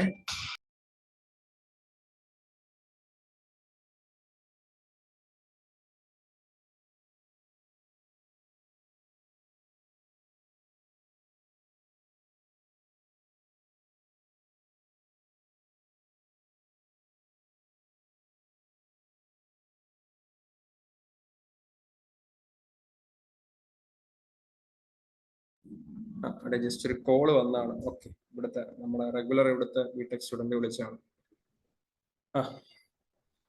അവിടെ ഇപ്പൊ റിലേറ്റീവ് ഹ്യൂമിഡിറ്റി അവിടെ അപ്പം നമ്മള് എന്താ ഒരേ ടെമ്പറേച്ചർ, അതായത് ഇപ്പൊ നമ്മുടെ ഇവിടുത്തെ atmospheric pressure 1 bar pressure 1 atmospheric pressure 30 degree ടെമ്പറേച്ചറിലുള്ള ഒരു സാച്ചുറേറ്റഡ് എയർ എടുത്തു. എന്നിട്ട് നമ്മുടെ ഇപ്പൊ ഈ കണ്ടീഷനിലുള്ള ഇപ്പോഴത്തെ ഞാൻ ഈ ഇരിക്കുന്ന ഇവിടുന്ന് മോയ്സ്ചർ എടുത്തു. അപ്പം ഞാൻ എടുത്ത ഇവിടുത്തെ മോയ്സ്ചറിൽ എത്ര വാട്ടർ വേപ്പർ കണ്ടന്റ് ഉണ്ട് ഡിവൈഡഡ് ബൈ ഇതേ ടെമ്പറേച്ചറിലും ഇതേ പ്രഷറിലും എടുത്തു വെച്ചേക്കുന്ന സാച്ചുറേറ്റഡ് എയറിനകത്തിൽ എത്ര മോയ്സ്ചർ കണ്ടന്റ് ഉണ്ട്. ആ റേഷ്യോയിൽ പറയുന്ന പേരാണ് എന്ത് റിലേറ്റീവ് ഹ്യൂമിഡിറ്റി. അതായത് എന്താ, സാച്ചുറേറ്റഡ് സ്റ്റേറ്റിൽ നമ്മൾ എടുത്ത അതേ ടെമ്പറേച്ചറിലും അതേ പ്രഷറിലുള്ള എയറിൽ എത്ര വാട്ടർ വേപ്പർ കണ്ടന്റ് ഉണ്ട് ടു ന്യൂമറേറ്ററിൽ എന്താ നമ്മൾ അതേ ടെമ്പറേച്ചറിൽ അതേ പ്രഷറിൽ ഇപ്പൊ എടുത്തേക്കുന്ന നമ്മുടെ കണ്ടീഷനിൽ എത്ര വാട്ടർ വേപ്പർ കണ്ടന്റ്. ആ റേഷ്യോയ്ക്ക് പറയുന്ന പേരാണ് എന്ത് റിലേറ്റീവ് ഹ്യൂമിഡിറ്റി എന്ന് പറയുന്നത്. അതായത് മനസ്സിലായെന്ന് ഞാൻ പ്രതീക്ഷിക്കുന്നു.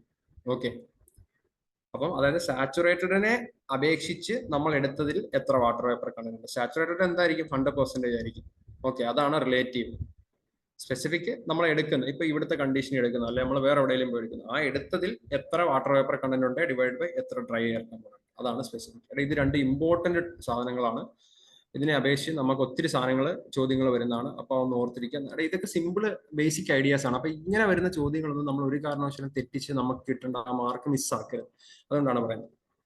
ഈ നെക്സ്റ്റ് ആണ് ഡ്രൈ ബൾബ് ടെമ്പറേച്ചർ. ഇവിടെ അപ്പൊ നമുക്കറിയാം നമ്മൾ ടെമ്പറേച്ചർ മെഷർ ചെയ്യാനായിട്ട് ഉപയോഗിക്കുന്ന സാധനമാണ്. ഈ ഫിഗർ ഉണ്ടോ, ഇത് നമ്മുടെ തെർമോമീറ്റർ. നമ്മൾ പണ്ട് ആശുപത്രിയിൽ ചെല്ലുമ്പോൾ നമ്മുടെ പനിയൊക്കെ ആയിട്ട് ചെല്ലുമ്പോൾ നാക്ക് പൊക്കിയിട്ട് നാക്കിനടിയിൽ വെച്ചിരുന്ന സാധനം ഇല്ലേ തെർമോമീറ്റർ.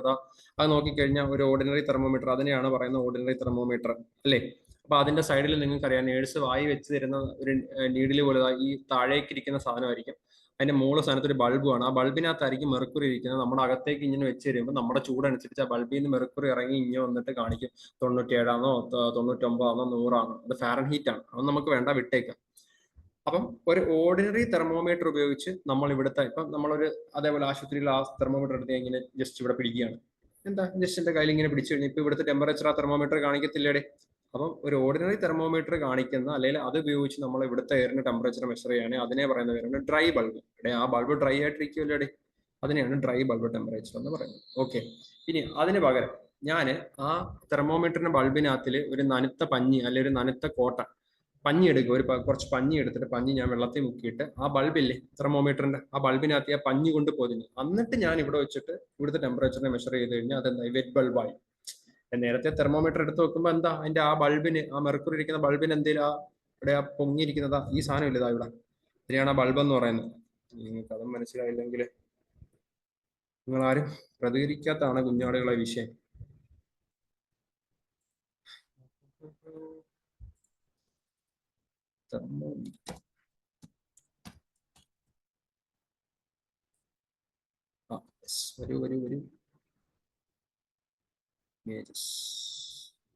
വരൂ അതാണല്ലേ.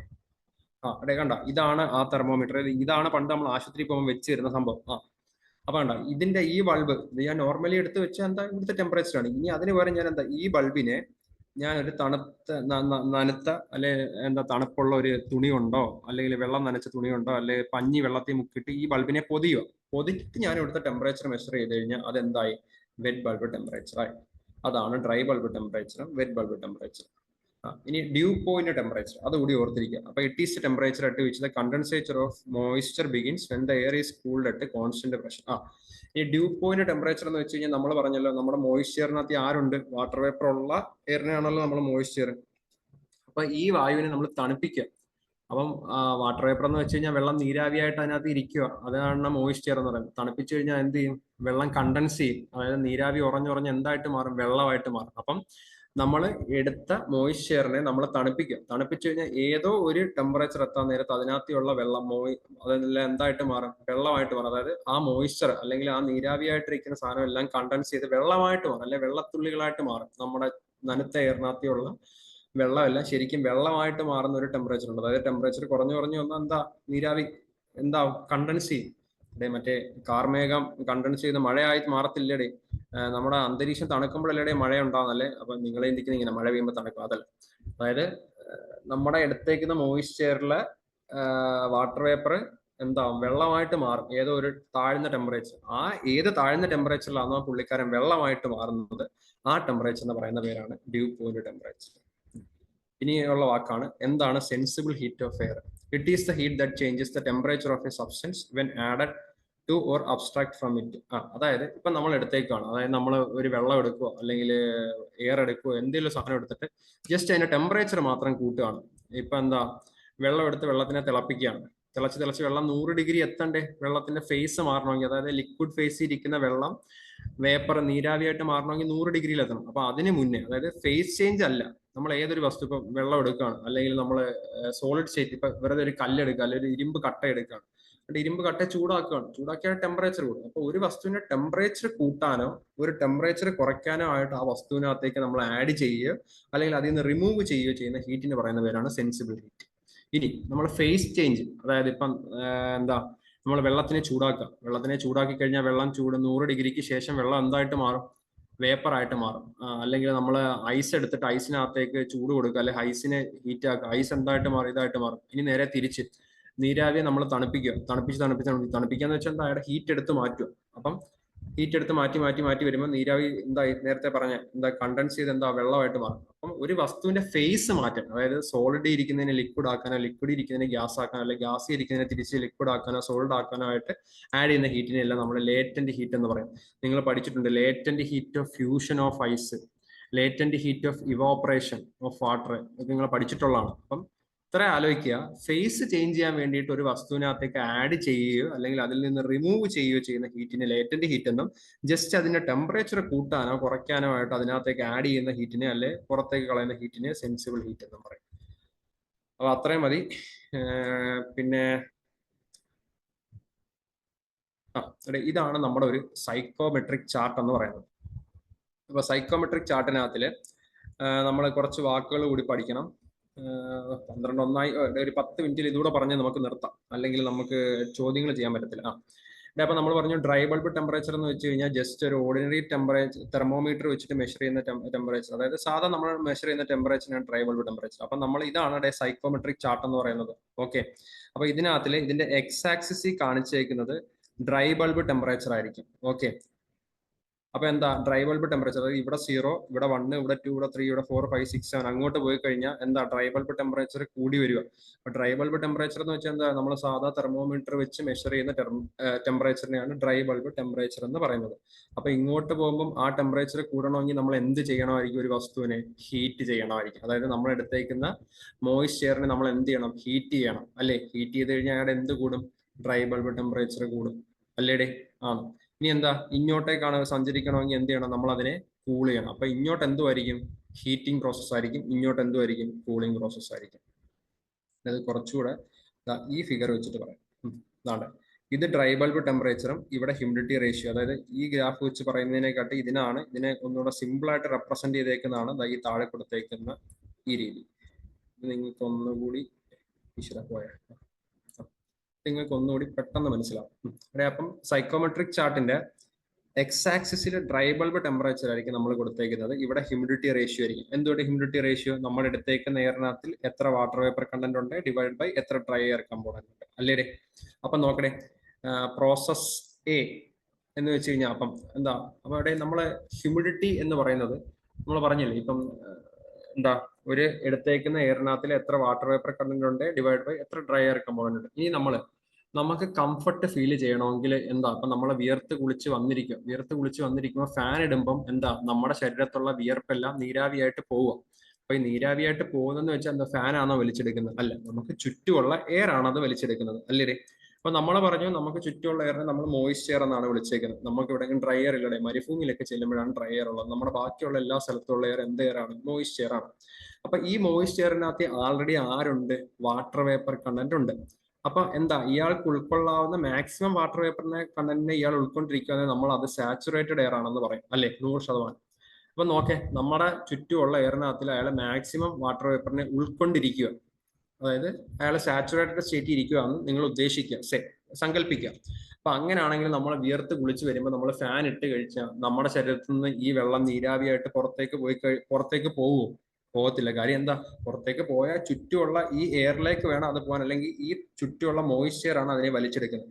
അപ്പൊ അയാളെ സാച്ചുറേറ്റഡ് സ്റ്റേറ്റിൽ ഇരിക്കുകയാണെങ്കിൽ അയാൾക്ക് പിന്നെ നമ്മുടെ ശരീരത്തിൽ നിന്ന് ഇതിനെ വലിച്ചെടുക്കാനുള്ള ശേഷിയുണ്ടോ? ഇല്ല. അപ്പൊ അതുകൊണ്ടാണ് നമുക്ക് ഹ്യൂമിഡിറ്റി കൂടുതലാണെന്ന് പറയുന്നത്. അതാണ് നമുക്ക് ആ ഒരു ഭയങ്കര ചൂട് അല്ലെങ്കിൽ ഒരു ഒരു റെസ്റ്റ്ലെസ്നെസ് അല്ലെങ്കിൽ നമുക്കൊരു ആ ഒരു പുഴുങ്ങൽ എഫക്റ്റ് ഉണ്ടാകുന്നത്.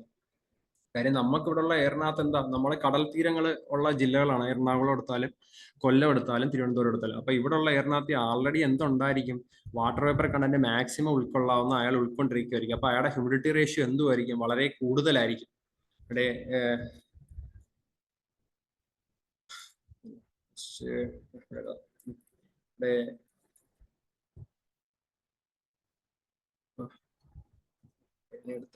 സോറി. ഓക്കെ, ഇവിടെ വാട്ടർ വേപ്പർ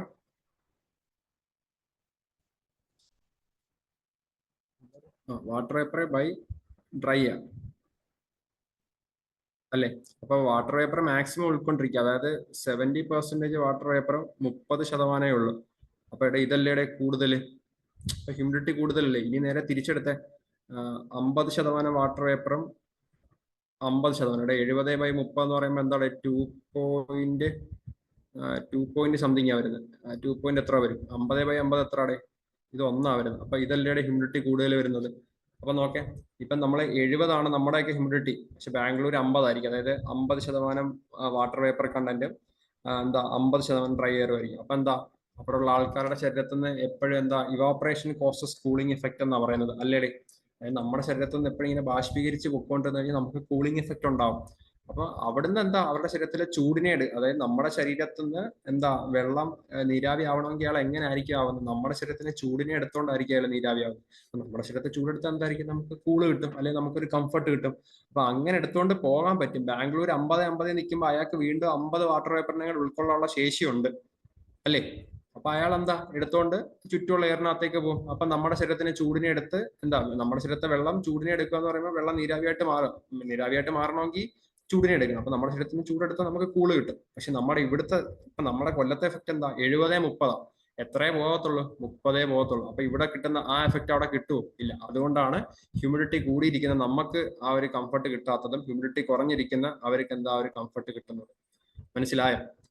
അപ്പൊ നിങ്ങൾ ആലോചിച്ച് നോക്കിയേ, ഹ്യൂമിഡിഫിക്കേഷൻ പ്രോസസ് എന്ന് വെച്ച് കഴിഞ്ഞാൽ നമ്മൾ എന്തുമായിരിക്കും ചെയ്യുന്നത്?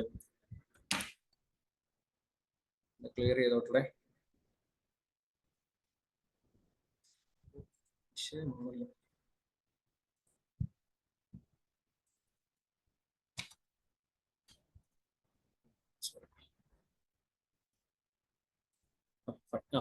അപ്പൊ ഹ്യൂമിഡിഫിക്കേഷൻ പ്രോസസ് എന്ന് വെച്ച് കഴിഞ്ഞാൽ നമ്മൾ എടുത്തേക്കുന്ന ആ മോയിസ്ചറിനകത്തേക്ക് നീരാവിയെ കൂടുതൽ വാട്ടർ വേപ്പർ കണ്ടന്റ് ആഡ് ചെയ്യുന്ന പ്രോസസ്സിനെയാണ് നമ്മൾ ഹ്യൂമിഡിഫിക്കേഷൻ എന്ന് വെച്ചാൽ.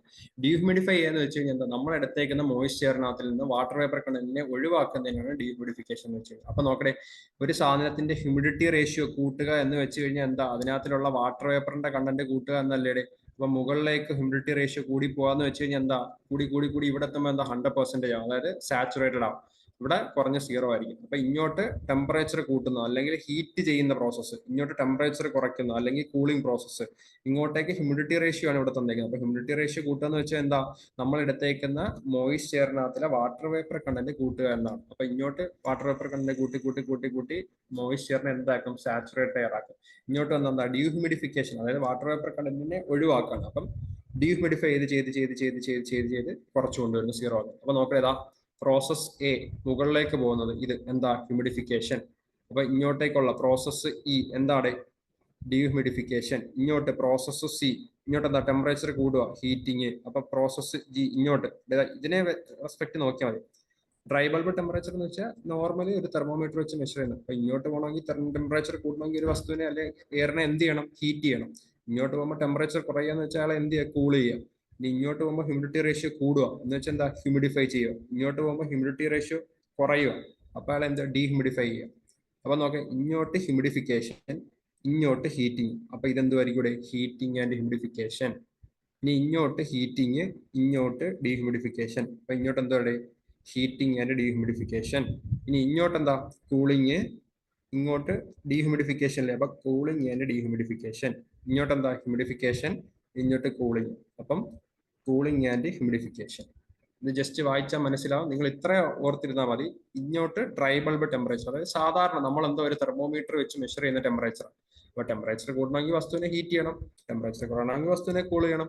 അതായത് നമ്മൾ ഇവിടെ എടുക്കുന്ന ആ സാധനം മോയിസ്ചർ ആണ്. ഇനി ഹ്യൂമിഡിറ്റി റേഷ്യോ എന്ന് വെച്ചാൽ എന്താ, എടുത്തിരിക്കുന്ന എയറിനകത്തിൽ എത്ര വാട്ടർ വേപ്പർ കണ്ടന്റ് ഉണ്ട് ഡിവൈഡഡ് ബൈ എത്ര ഡ്രൈ എയർ കമ്പോണന്റ് ഉണ്ട്. അപ്പം ഇങ്ങോട്ട് ഹ്യൂമിഡിറ്റി റേഷ്യോ കൂടണമെങ്കിൽ ന്യൂമറേറ്ററിലെ ഒരു ഫ്രാക്ഷന്റെ വില കൂടണമെങ്കിൽ ന്യൂമറേറ്ററിന്റെ വിലയാണ് നമ്മൾ കൂട്ടേണ്ടത്, അല്ലേ?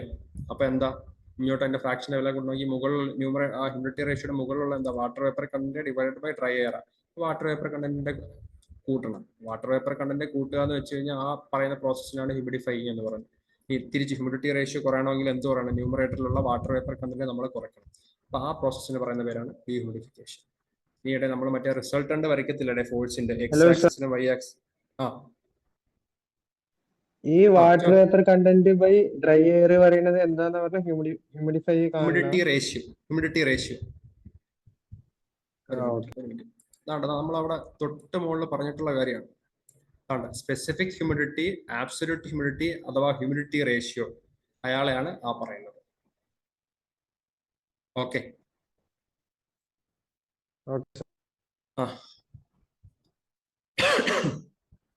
അപ്പൊ ഇത് ജസ്റ്റ് വായിച്ചു നോക്കുക, നിങ്ങൾക്ക് മനസ്സിലാവും. ഇവിടെ ഈ പറയുന്ന സാധനങ്ങൾ മാത്രം നിങ്ങൾ നോക്കിയാൽ മതി. അല്ല, ഈ നോട്ടിൽ കുറെ കാര്യങ്ങളുണ്ട്, നമുക്ക് അതൊന്നും പഠിക്കേണ്ടതാണ്. പക്ഷെ നമുക്ക് പരീക്ഷ പോയിന്റ് ഓഫ് വ്യൂവിൽ അതൊന്നും നമുക്ക് ആവശ്യമില്ല. ഓക്കെ. അപ്പൊ ഇവിടെ ഇനി നമുക്ക് ചോദ്യത്തിലേക്ക് പോവാം. അല്ലെ, നമ്മള് 12 കാലോളാവും. ഇവിടെ ഇത് ചോദ്യങ്ങൾ പറയുമ്പോൾ നിങ്ങൾക്ക് എന്തെങ്കിലും ഡൗട്ട് ഉണ്ടോ? ഈ നോട്ട് ഞാൻ ഷെയർ ചെയ്യാം, ഈ ചോദ്യങ്ങൾ ഞാൻ ഷെയർ ചെയ്യാം. പക്ഷെ ഈ ചോദ്യത്തിന്റെ പ്രശ്നം എന്ന് വെച്ച് കഴിഞ്ഞാൽ ഇതിനകത്ത് ഉത്തരം ഒന്നും ഞാൻ മാർക്ക് ചെയ്തിട്ടില്ല. ഏതാ ഉത്തരം എന്ന് പറയുന്നില്ല.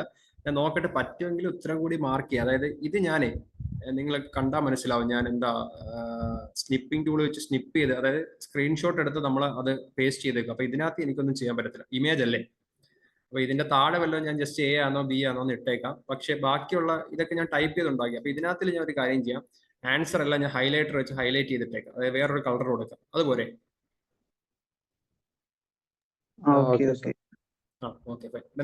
ഞാൻ വീണ്ടും ആവർത്തിക്കുകയാണ്, നമുക്ക് ചോദ്യങ്ങളാണ്, അല്ല നമ്മൾ ടോപ്പിക്ക് പഠിച്ചിട്ട് ഒരു പ്രയോജനമില്ല. നമ്മൾ ടോപ്പിക്ക് അവിടെ ചെന്നിട്ട് പിന്നെ എന്താ, ടോപ്പിക്കിനെ നമ്മൾ ആ ക്വസ്റ്റ്യനിലേക്ക് കൊണ്ടുവന്ന് അനലൈസ് ചെയ്ത് വേണം നമ്മൾ ഉത്തരം എഴുതാൻ, അല്ലേ? അപ്പൊ അങ്ങനെ ചെയ്യേണ്ട സാധനമുണ്ട്. മാത്സ് അങ്ങനെ ചെയ്യണം. കാര്യം മാത്സിന് ചോദ്യങ്ങൾ ഒരിക്കലും റെപ്പറ്റീഷൻ വരത്തില്ല. കാര്യം ഒരു കണക്ക് പല രീതിയിൽ ഇടാം, പല രീതിയിൽ ചെയ്യാം. പക്ഷെ ഇതിനകത്തിടെ ഒരു ടോപ്പിക്ക് ഇത് ചോദിക്കാവുന്ന മാക്സിമം കണക്കുകൾ വന്നു കഴിഞ്ഞാൽ അത് അങ്ങനെയൊക്കെ തന്നെ ചോദിക്കത്തുള്ളൂ. അപ്പൊ നമ്മൾ പരമാവധി ക്വസ്റ്റ്യൻസ് ചെയ്ത് നോക്കുക, അതേ ഞാൻ പറയത്തുള്ളൂ. നിങ്ങൾ എവിടെന്നെങ്കിലും മെറ്റീരിയൽസ് നമ്മൾ കുറെ തരുന്നുണ്ട്. പിന്നെ നിങ്ങൾ തപ്പുക, അവിടെ ഓൺലൈനിൽ നമ്മൾ എന്താ റീല് ചെയ്യാനും അല്ലെ ഷോർട്ട് വീഡിയോസ് കാണാനും ഒക്കെ ഉപയോഗിക്കാതെ കുറച്ച് ദിവസത്തേക്ക് നിങ്ങൾ ഇതിനായിട്ടൊന്ന് മെനക്കെട്ട് കഴിഞ്ഞാൽ നിങ്ങളൊരു കാര്യം ആലോചിക്കുക, നമുക്ക് എന്താ നല്ല മാർക്ക് ഉണ്ടെങ്കിൽ നമുക്ക് നല്ല കോളേജിൽ അഡ്മിഷൻ കിട്ടും. നമ്മൾ എവിടെങ്കിലും ജസ്റ്റ് പഠിച്ചിട്ട് നമുക്ക് കാര്യമില്ല. നമ്മൾ നല്ല മാർക്ക് ഉണ്ടെങ്കിൽ നല്ല കോളേജിൽ കിട്ടും. അപ്പൊ നല്ല കിട്ടിക്കഴിഞ്ഞാൽ ഇപ്പൊ നമ്മളൊരു മാനേജ്മെന്റിൽ പഠിക്കാൻ പോയി കഴിഞ്ഞാൽ അവിടുത്തെ ഫീസ് കൂടുതലാണ്. ഗവൺമെന്റിലാണെങ്കിൽ ഫീസ് അതിൽ കുറവാണ്. പിന്നെ നമ്മളെ പോലുള്ള കോളേജസ്, അതായത് കോസ്റ്റ് ഷെയറിങ്, ഇപ്പൊ IHRD, KEIP, LBS ഒക്കെ എടുത്തു കഴിഞ്ഞാൽ ഗവൺമെന്റിനെ കാട്ടി കുറച്ചുകൂടെ ഫീസ് കൊടുക്കും. മാനേജ്മെന്റ് എടുത്താൽ നല്ല ഫീസ് കൊടുക്കും. അപ്പം നമ്മളെ കിട്ടുന്ന മാർക്ക് അനുസരിച്ചായിരിക്കും നമുക്ക് അഡ്മിഷൻ കിട്ടുക, അല്ലേ? പിന്നെ പൈസ ഉള്ള ആൾക്കാർക്ക് നമുക്ക് പൈസ എടുത്ത് ഇഷ്ടമുള്ളിടത്ത് മാനേജ്മെന്റ് കുറെ അഡ്മിഷൻ മേടിക്കും. നമ്മൾ അതൊക്കെ മനസ്സിലാക്കുക, നമ്മൾ മാക്സിമം മാർക്ക് മേടിക്കാനാണ് നോക്കുക. അപ്പൊ ഫസ്റ്റ് ക്വസ്റ്റ്യൻ നമ്മൾ പറഞ്ഞാണ് COP എന്താണ്. അപ്പൊ അതിന്റെ ഉത്തരം ഇതാണ്, refrigeration effected by work done ആണ്. ഇനി on a psychometric chart the adiabatic process follows.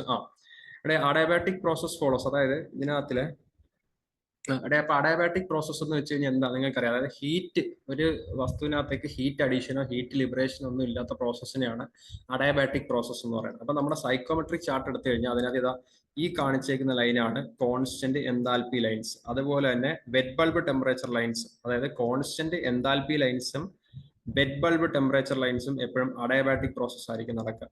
അതായത് ഇതിനകത്തിൽ ഇപ്പം വെറ്റ് ബൾബ് ഇല്ല, ഡ്രൈ ബൾബ് മാത്രമേ ഉള്ളൂ. അപ്പം കോൺസ്റ്റന്റ് എൻതാൽപി ലൈൻസ് ആണ് ഉത്തരം. ഈ രണ്ടുത്തരം വരാം, ഒന്നെങ്കിൽ കോൺസ്റ്റന്റ് എൻതാൽപി ലൈൻസ് അല്ലെങ്കിൽ വെറ്റ് ബൾബ് ടെമ്പറേച്ചർ ലൈൻസ്, രണ്ടും അതിന് ഉത്തരമാണ്. ഇപ്പൊ ഇതിനകത്തിൽ വെറ്റ് ബൾബ് ഇല്ല, വെറ്റ് ബൾബ് ഉണ്ടെങ്കിൽ ആംബിഗ്യൂസ് ആവും, രണ്ടുത്തരം വരും. അതുകൊണ്ടാണ് അതില്ലാത്തത്. മനസ്സിലായോ? ഇതിന് രണ്ടുത്തരം വരാം. On a psychometric chart adiabatic process is represented by which line? ഒരു സൈക്കോമെട്രിക് ചാർട്ടിലെ അഡയാബാറ്റിക് പ്രോസസ്സിനെ റെപ്രസെന്റ് ചെയ്യുന്ന ഏത് ലൈനാണ്? ഒന്നെങ്കിൽ അത് കോൺസ്റ്റന്റ് എൻതാൽപ്പി ലൈൻ ആവാം, അല്ലെങ്കിൽ വെറ്റ് ബൾബ് ടെമ്പറേച്ചർ ലൈൻ ആവാം. രണ്ടെന്താ ഈ ലൈൻ തന്നെയാണ്. സെക്കൻഡ്, ഇവിടെ PDF ഈ കാണിച്ചേക്കുന്ന ലൈനാണ്. ഓക്കെ, അപ്പോൾ ഓർക്ക് ഇതിന് രണ്ട് ഉത്തരവുണ്ട്. അതുകൊണ്ടാണ് ഞാൻ എടുത്തു പറയുന്നത്. കോൺസ്റ്റന്റ് എൻതാൽപ്പി ലൈനും വരാം, വെറ്റ് ബൾബ് ടെമ്പറേച്ചർ ലൈനും വരാം. ഓക്കെ, അപ്പൊ അതായി. Next pump. ഓക്കെ, ഇത് നമ്മൾ ഇനി പഠിക്കാനുള്ള ടോപ്പിക്കാണ്. ഇതും പഠിക്കാനുള്ളതാണ്. What is the primary function of a refrigeration system? അറിയാലോ, to cool a space and remove heat. അതായത് ഒരു സ്ഥലത്ത് നിന്ന് ഹീറ്റിനെ എടുത്ത് കളയും. ഹീറ്റിനെ എടുത്ത് കളഞ്ഞാൽ അവിടെ എന്തുണ്ടാവും? കൂളിംഗ് എഫക്ട് ഉണ്ടാവും. അതാണ് റെഫ്രിജറേഷന്റെ primary function. The device that allows refrigerant to expand and cool down is the ഏതാണ്?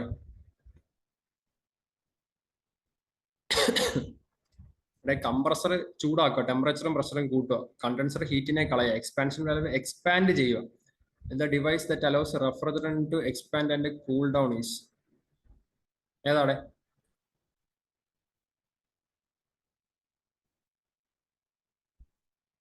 എക്സ്പാൻഡ് ചെയ്യുന്ന ഏതിനകത്താണ്? എക്സ്പാൻഷന്റെ പേര് തന്നെ ഉണ്ട്. അതാ നമ്മൾ ചില കാര്യങ്ങളുടെ ഉത്തരം അതിൽ തന്നെ ഉണ്ടാവും.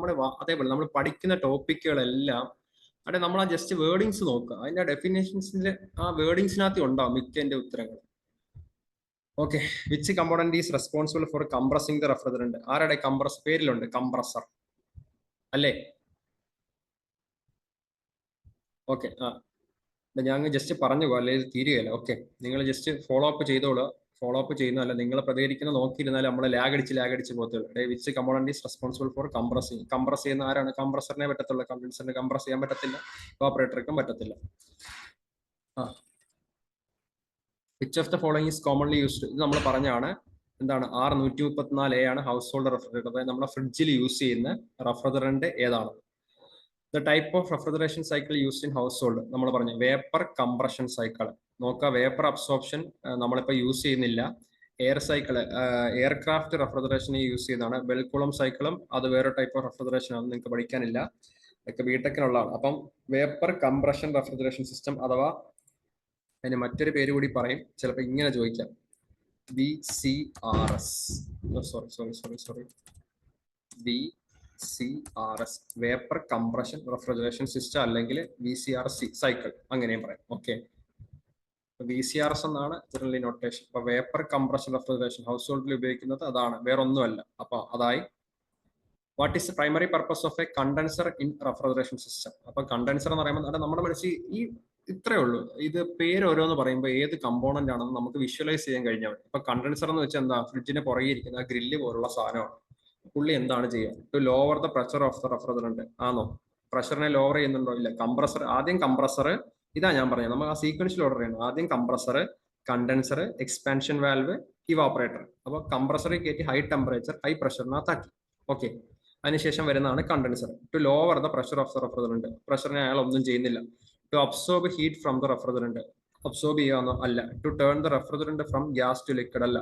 To increase the temperature of the refrigerant. അപ്പൊ ഇതിനകത്ത് ഏതാ വരുന്നത്? ഇൻക്രീസ് ടെമ്പറേച്ചർ അല്ലല്ലോ. ടെമ്പറേച്ചർ ആൾറെഡി അവിടെ കൂടിയിരിക്കുകയാണ്. To absorb heat from the refrigerant അല്ല. ആണോ? അല്ല. To lower the pressure of the. അപ്പൊ to turn the refrigerant from gas to liquid.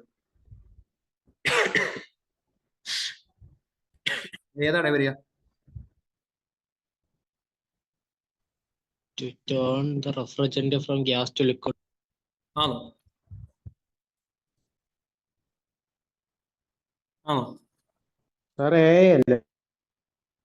Pressure ആണോ പുള്ളി ലോവർ ചെയ്യുന്നത്? പുള്ളി എന്താ ചെയ്യുക? ടെമ്പറേച്ചർ കുറയ്ക്കുമ്പോഴത്തേക്ക് ഗ്യാസ് ലിക്വിഡ് ആവും. അങ്ങനെ ടെമ്പറേച്ചർ കുറച്ചാല് ആവോ? ലേറ്റന്റ് ഹീറ്റ് റിമൂവ് ചെയ്താലേ മാറത്തുള്ളൂ. നമ്മൾ അങ്ങനല്ലേ പറഞ്ഞത്? ഇവിടെ ശ്രദ്ധിച്ചേ. To absorb heat from the refrigerant. പുള്ളി എന്താ ചെയ്യുക? റെഫ്രിജറന്റിന്റെ ഹീറ്റിനെ പുറത്തേക്ക് കളയല്ലേ ചെയ്യുന്നത്. അപ്പൊ അതിനർത്ഥം കണ്ടൻസർ അബ്സോർബ് ചെയ്യുന്നല്ലേ അതിനർത്ഥം. ഇവിടെ കത്തിയില്ല. ഇവിടെ കണ്ടൻസർ എന്താ ചെയ്യുക? ഹീറ്റിനെ പുറത്ത് കളയുന്നു. പുള്ളി പുറത്ത് കളയുന്നെങ്കിൽ ആരുടെ ഹീറ്റിനെയാ കളയുന്ന? റെഫ്രിജറന്റ്, അതിനകത്തിലെ വർക്കിംഗ് ഫ്ലൂയിഡിന്. അപ്പൊ പുള്ളി എന്തോ ഫലത്തിൽ ചെയ്യുന്നത്? ആ റെഫ്രിജറന്റിന്റെ ഹീറ്റിനെ പുള്ളി എടുത്ത് കളയുമല്ലേ? അപ്പൊ അതല്ലേ വരിക? മനസ്സിലായില്ല? ഇവിടെ നമുക്ക് ഫ്രിഡ്ജിനെ ബാക്കിൽ ചെന്ന കമ്പിയിൽ തൊട്ടാ ചൂട് കിട്ടും. അപ്പൊ പുള്ളി എന്താ ചൂടിനെ കളയുക. പുള്ളി ആരുടെ ചൂടിനെയാണ് എടുക്കുന്നത്? റെഫ്രിജറന്റിന്റെ ചൂടിനെ അല്ലേ പുള്ളി എടുക്കുന്നത്? നിങ്ങളൊന്ന് എന്താ ഇത് എങ്ങനെയാ ഇതിൽ കൂട്ട് പറഞ്ഞു തരിക? കത്തിയാ മനസ്സിലായി. ആ ഹീറ്റ് പുറത്ത് തള്ളിയിട്ട് അപ്പൊ അത് അവർ ഇൻഡയറക്ട്ലി ആ ഓപ്ഷൻ കൊടുത്തേക്കുന്നത് to absorb heat from the refrigerant അല്ലേ? റെഫ്രിജറന്റിന്റെ ഹീറ്റിനെ എടുത്ത് കളയുക. അപ്പൊ പുള്ളി അബ്സോർബ് ചെയ്യുന്നു എന്ന രീതിക്ക് അങ്ങ് പറഞ്ഞേക്കുന്നതേ ഉള്ളൂ. ട്രിക്കി ആക്കി കത്തിയ. ഇതുപോലാണ് ഒരു ക്വസ്റ്റ്യൻ നമുക്ക് ഇനി പഠിക്കാനുള്ള. ഞാൻ ജസ്റ്റ് പറഞ്ഞു തരാവേ. അതുകൊണ്ട് ഇതിനകത്തില് ഇത് നമുക്ക് പഠിക്കാനുള്ള. Pump is to deliver 100 litres per metre cube.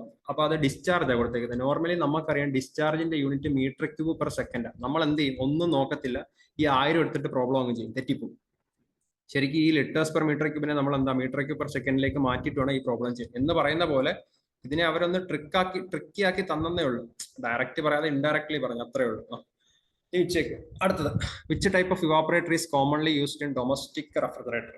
ഒന്ന് നോക്കണേ, ഒന്ന് ശ്രമിച്ചു നോക്കാം. ഇവിടെ ഇവാപറേറ്റർ എന്ന് വെച്ചാൽ നമ്മളെ ഫ്രിഡ്ജിന്റെ ഫ്രീസർ തുറക്കുമ്പോൾ ഒരു ഫാൻ കറങ്ങുന്നതാണ്. ഫാനിന്റെ പുറകെ ഇങ്ങനെ കുറെ സാധനങ്ങൾ വെച്ചിട്ടുണ്ട്. നിങ്ങളൊന്ന് പറയാൻ ശ്രമിച്ചു നോക്കും.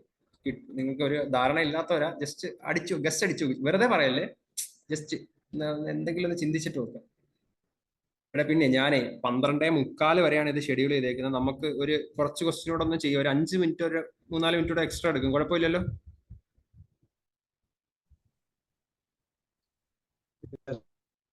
അതെ, അതങ്ങ് തീർന്നു കിട്ടും. ഒരു മാക്സിമം 5 മിനിറ്റ് അത്ര, ചിലപ്പോൾ എടുക്കേണ്ടി വരത്തില്ല, പെട്ടെന്ന് തന്നെ തീരാനും മുന്നേ തീരും.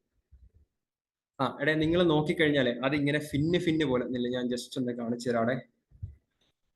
പറഞ്ഞു സോറി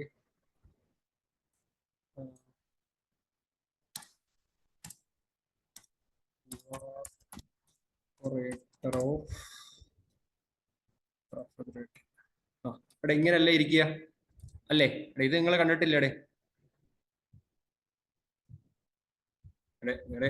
കുഞ്ഞാടുകളെ, നിങ്ങൾ ഒന്ന് അൺമ്യൂട്ട് ആക്കി. എനിക്ക് റിപ്ലൈ കിട്ടിയില്ലെങ്കിൽ എനിക്ക് ഒരു എന്താണ് ഒരു 2-3 മിനിറ്റത്തേക്ക് അൺമ്യൂട്ട് ആക്കി വെച്ചോ, കുഴപ്പമൊന്നുമില്ല. വേറെ സൗണ്ട് കേട്ടാലും വിഷയമൊന്നുമില്ല. അനാവശ്യമായിട്ടൊന്നും പറയുന്നത്. ഇവിടെ കണ്ടോ, ഇത് ഫിൻ എന്ന് വെച്ച് കഴിഞ്ഞാല് എന്താ കുറച്ച് എക്സ്റ്റെൻഡ് ആയിരിക്കും. അതായത് നമ്മുടെ ബൈക്കിന്റെ ഒക്കെ താഴെ പോയിട്ട് നോക്കിക്കഴിഞ്ഞാൽ എഞ്ചിൻ സൈഡ് ഇങ്ങനെ കുറച്ച് സാധനങ്ങൾ കറുത്ത ഇങ്ങനെ ഫിൻ, അതായത് ചിറക് പോലെ ഇങ്ങനെ പുറത്തേക്ക് തെള്ളി നിൽക്കുന്ന കാണാം. കണ്ടിട്ടില്ലേ ബൈക്കിന്റെ? സ്പ്ലെൻഡർ ഒക്കെ ഒന്ന് ചിന്തിച്ചു നോക്കടെ. താഴെ എഞ്ചിൻ സൈഡിൽ നമ്മുടെ ഗിയറും ഇപ്പുറത്തെ ബ്രേക്കൊക്കെ മറന്നതിന് നടുക്ക് അവിടെ എഞ്ചിൻ കുറച്ച് മുകളിലേക്ക് എഞ്ചിൻ നിൽക്കുന്നത്, അല്ലെ പെട്രോൾ ടാങ്കിന് താഴെ. അപ്പൊ കറുത്ത് കുറച്ച് ഇങ്ങനെ എക്സ്റ്റെൻഡ് ചെയ്തേക്കും. അതായത് ഒരു ഫ്ലാറ്റ് സർഫസ് ചെയ്ത് കുറച്ച് ഇങ്ങനെ സാധനങ്ങൾ എക്സ്റ്റെൻഡ് ചെയ്ത് നിൽക്കുന്നതിനാണ് ഫിൻ എന്ന് പറയുന്നത്. ഇതിന്റെ ചിറക് പോലെ പുറത്തേക്ക് തെള്ളി നിൽക്കും.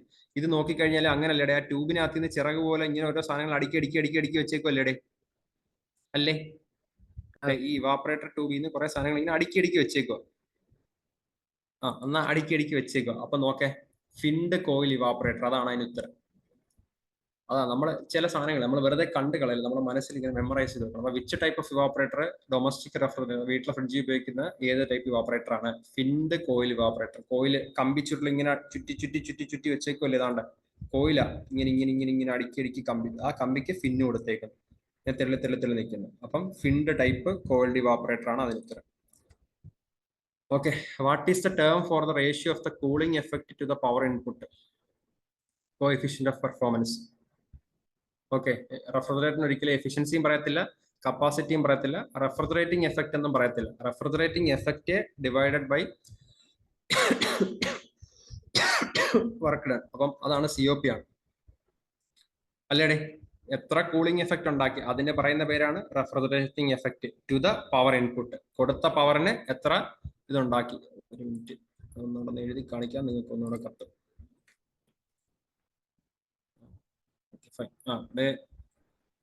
Refrigerating effect divided by work done, അതിനെയാണ് നമ്മൾ എന്തെന്ന് പറയുന്നത്?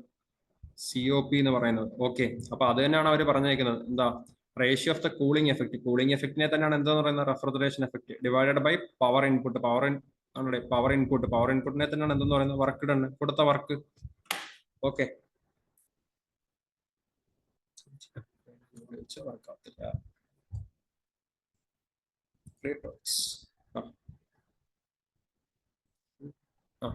What is the pressure side of a refrigerating system where the condenser is used? അവിടെ കണ്ടൻസർ യൂസ് ചെയ്തേക്കുന്നിടത്ത് എന്ത് പ്രഷറാണ്? What is the pressure side of a refrigerating system where the condenser is used? നമ്മൾ ആദ്യം കംപ്രസറിൽ കയറ്റി ഹൈ ടെമ്പറേച്ചർ ഹൈ പ്രഷറിൽ നിറച്ചു, അതിനുശേഷം കണ്ടൻസറിൽ വന്ന് ചൂട് മാത്രമേ കളയുന്നുള്ളൂ. അപ്പൊ അവിടുത്തെ പ്രഷർ എന്ത് തന്നെയാണ്? എന്ത് തന്നെയാണ്? ഹൈ പ്രഷർ തന്നെയാണ്. High pressure. അടുത്ത ചോദ്യം വരട്ടെ. ഇവിടെ വാട്ട് ഈസ് പ്രഷർ സൈഡ്? അടുത്ത ചോദ്യം വായിച്ചാൽ വാട്ട് ഈസ് സ്പെസിഫിക് ഹ്യൂമിഡിറ്റി? നമ്മൾ പറഞ്ഞ കാര്യമാണ്. എന്താ? Mass of water vapour per unit mass of dry air. അതല്ലേ സ്പെസിഫിക് ഹ്യൂമിഡിറ്റി, അല്ലെങ്കിൽ ഹ്യൂമിഡിറ്റി റേഷ്യോ, അല്ലെങ്കിൽ ആബ്സല്യൂട്ട് ഹ്യൂമിഡിറ്റി എന്ന് പറയുന്നത്. അടുത്ത് നോക്കിയാൽ mass of water vapour per unit volume of air, ratio of water vapour to dry air. ഏതാ? None of the above. ഏതാ? Third one. Ratio of water vapour to dry air അല്ലേ? ആണോ? ആണോ? ആണോ? ഓക്കെ, ശരി. Which process involves cooling air below its dew point? ഏതാണ്?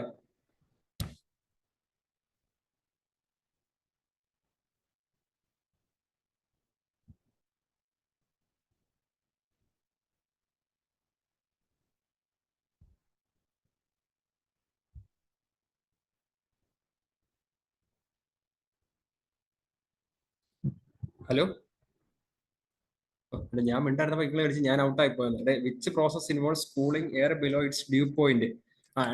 Due point എന്ന് വെച്ചാൽ എന്താ? നമ്മൾ എടുത്തേക്കുന്ന മോയിസ്ചറിനകത്തിലെ വാട്ടർ വേപ്പർ ഉണ്ട്, അയാളെല്ലാം എന്താന്ന് കണ്ടൻസ് ചെയ്ത് വെള്ളമാവുന്ന പോയിന്റിനെയാണ് നമ്മൾ ഡ്യൂ പോയിന്റ് എന്ന് പറയുന്നത് അല്ലെ? അപ്പൊ ഇതിനകത്ത് ചോദിച്ചേക്കുന്നത് which process involves cooling air below its dew point, അതായത് അതിന് താഴെ എന്താണ് ഇതിനെ ഇതാക്കുന്ന പറയുന്ന പ്രോസസ്, ഇതിൽ ഏത് പ്രോസസ്സാണ്? ഓക്കെ, ഇത് നിങ്ങൾ കണ്ടുപിടി. നിങ്ങൾ മിണ്ടാതിരിക്കുന്നില്ല, നിങ്ങൾ കണ്ടുപിടി. അടുത്ത ചോദ്യം, എളുപ്പമുള്ള ചോദ്യം പറ. ലേറ്റൻ ഹീറ്റ് ആണ്. അല്ല.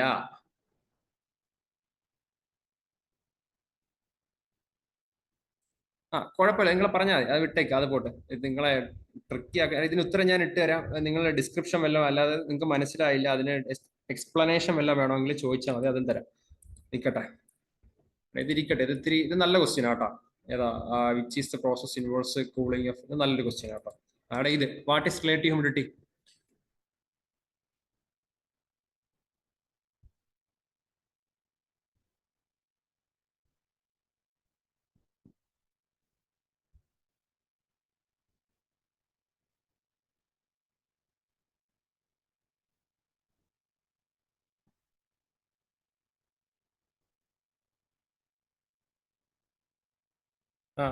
Ratio of actual humidity to saturation humidity അല്ലേ?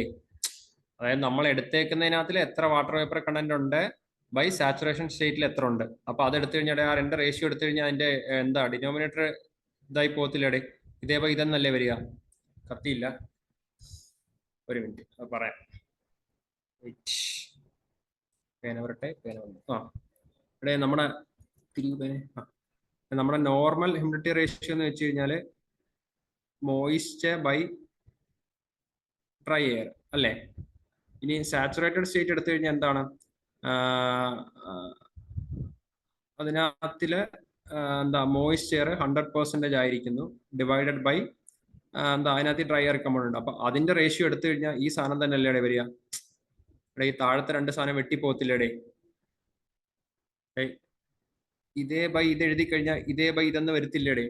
അതല്ലേടേ റിലേറ്റീവ് ഹ്യൂമിഡിറ്റി എന്ന് പറയുന്ന സാധനം. എടുത്തേക്കുന്ന എയറിനകത്തില് എത്ര മോയിസ്ചർ ഉണ്ട്, അതേ ടെമ്പറേച്ചർ അതേ പ്രഷർ ബൈ സാച്ചുറേറ്റഡ് സ്റ്റേറ്റിനകത്ത് ഉള്ളതിനകത്തില് മോയിസ്ചർ കണ്ടന്റ്, അതിനെയല്ലേ റിലേറ്റീവ് ഹ്യൂമിഡിറ്റി എന്ന് പറയുന്നത്. കത്തിയില്ല. നമ്മൾ ഒരേ ടെമ്പറേച്ചറിലും ഒരേ പ്രഷറിലുള്ള എയറിനെ എടുത്തു. അതിൽ ഈ പറയുന്ന ആള് സാച്ചുറേറ്റഡ് സ്റ്റേറ്റ് ഇരിക്കുക, അതായത് ഇയാളുടെ ഹ്യൂമിഡിറ്റി എന്താ 100% സാച്ചുറേറ്റഡ് ആയിരിക്കുകയാണ്. അതേപോലെ നമ്മൾ എടുത്തതിനകത്ത് എത്ര മോയിസ്ചർ കണ്ടന്റ് ഉണ്ട്, അതിനെയല്ലേ റിലേറ്റീവ് ഹ്യൂമിഡിറ്റി എന്ന് പറയുന്നത്. അപ്പൊ ഇതല്ലേ വരിക ratio of actual humidity by saturation humidity അല്ലേ? അതാ നമ്മളെ കുറച്ചുകൂടി ഒന്ന് നമ്മുടെ ലെവലപ്പ് ചെയ്യണം, മനസ്സിലായ ചിന്ത. നമ്മളെ ആ ബേസ് ലൈനിൽ കിടന്നിട്ട് നമ്മൾ പഠിച്ച ഡെഫിനിഷൻസിന്റെ ആ ലെവലിൽ ചിന്തിച്ചാലേ നമുക്ക് കിട്ടുകയില്ല. അതാണ് വിഷയം. പോട്ടെ. അതെ, what is dry bulb temperature? Temperature measured by a thermometer അല്ലേ? ആണോ അല്ലേ? ആണ്. What is dew point temperature? Temperature at which air becomes saturated. Temperature measured by a thermometer. Temperature measured by a temperature at which air becomes saturated. Temperature measured by a thermometer. Alla. Temperature measured by a psychometer. ഒന്നും അല്ലല്ലോ. അല്ല, ഒന്നുമല്ല. Temperature at which air becomes saturated ആണോ? അല്ല. Due point എന്ന് വെച്ചാൽ എന്താ? Water vapour contents ചെയ്ത് വെള്ളം ആവുക അതിനകത്തുള്ള, അല്ലേ? ഇതൊന്നുമല്ല. അല്ലല്ലോ. അല്ല. അതാ നമ്മൾ എപ്പോഴും ഇതിൽ ഏതെങ്കിലും ഒന്നാണ് ഉത്തരം എന്ന് വിചാരിക്കാതിരിക്കുക. ഡ്യൂ പോയിന്റ് ആയി. വാട്ട് ഹാപ്പൻസ് ടു സോറി, ഇതൊന്ന് ക്ലിയർ ചെയ്തേക്കട്ടെ. വെയിറ്റ്. എത്ര ആയി? 12. ഒരു 2 മിനിറ്റ് ഇപ്പൊ തീരും. What happens to relative humidity when air is heated? എന്ത് പറ്റൂടെ? എയറിനെ ഹീറ്റ് ചെയ്യുകയാണ്. റിലേറ്റീവ് ഹ്യൂമിഡിറ്റിക്ക് എന്ത് പറ്റും?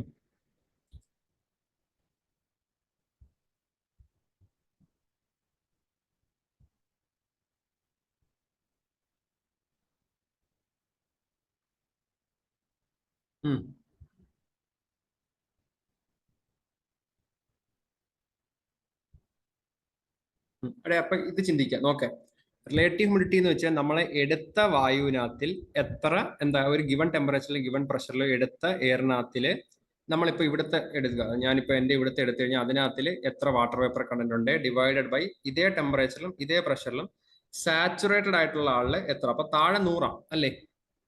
ആണോ അല്ലയോ? താഴെ 100. താഴത്തെ ഡിനോമിനേറ്ററിന് മാറ്റമില്ല, ന്യൂമറേറ്ററിലുള്ള എയറിനെ ഞാൻ ഹീറ്റ് ചെയ്യുക. ആണോടെ? ഹീറ്റ് ചെയ്യാന്ന് വെച്ച് കഴിഞ്ഞാൽ അയാളിലുള്ള വാട്ടർ വേപ്പറിന്റെ കണ്ടന്റ് എന്ത് ചെയ്യുക? കുറയുമല്ലേടെ? ആണോടെ? അപ്പൊ ന്യൂമറേറ്റർ കുറയും. ഒരു ഫ്രാക്ഷന്റെ ന്യൂമറേറ്റർ കുറഞ്ഞാൽ ഫ്രാക്ഷന്റെ വില എന്ത് ചെയ്യും? 10/10 കുറയും. അപ്പൊ ഡിക്രീസസ്. അങ്ങനെയൊക്കെ ചിന്തിക്കണം കേട്ടോ. അല്ല നമ്മള് ഡെഫിനിഷൻ മാത്രം പഠിച്ചു വെച്ചാല് നമ്മൾ അതിനെ അപ്ലൈ ചെയ്യണം സാധനത്തിലേക്ക്. What is the purpose of humidifier? What is the purpose of humidifier? To remove moisture from air to add moisture. എന്താ ഹ്യൂമിഡിഫയർ എന്ത് ചെയ്യുന്നത്? മോയ്സ്ചർ ഹ്യൂമിഡിഫിക്കേഷൻ ചെയ്യാനാണ് ആരെ ഉപയോഗിക്കുന്നത്? ഹ്യൂമിഡിഫയറിനെ ഉപയോഗിക്കുന്നത്. ഹ്യൂമിഡിഫിക്കേഷൻ എന്ന് വെച്ച് കഴിഞ്ഞാൽ എന്താ? മോയ്സ്ചറിനെ ആഡ് ചെയ്യുന്ന പ്രോസസ്സിനെയാണ് ഹ്യൂമിഡിഫിക്കേഷൻ എന്ന് പറയുന്നത്. അപ്പൊ ആരാ? ടു ആഡ് മോയ്സ്ചർ ആണ്. What is the purpose of dehumidifier? എന്താ? Remove moisture. What type of cooling involves removing heat from air? ഇതും സൂപ്പർ ചോദ്യമാണ്.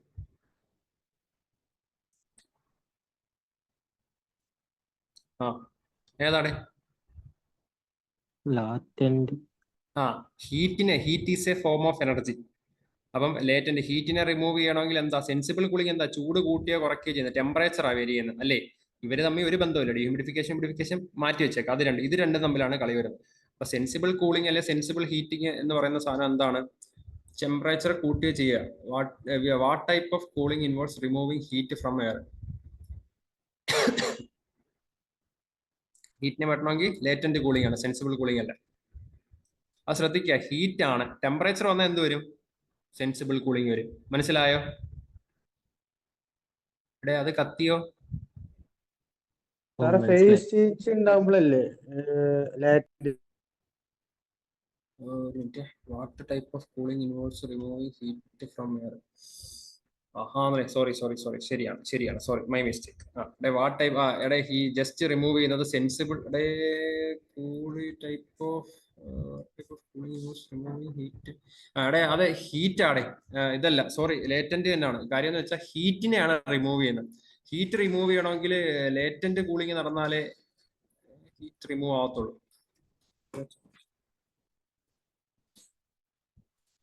അതൊരു മിനിറ്റ്, അത് ഞാനൊന്ന് clarify. What type of cooling involves removing heat from air? ഞാനത് ഒരു minute, ഞാനത് ഒന്നുകൂടെ ക്ലാരിഫൈ ആയിട്ട് പറയാവേ.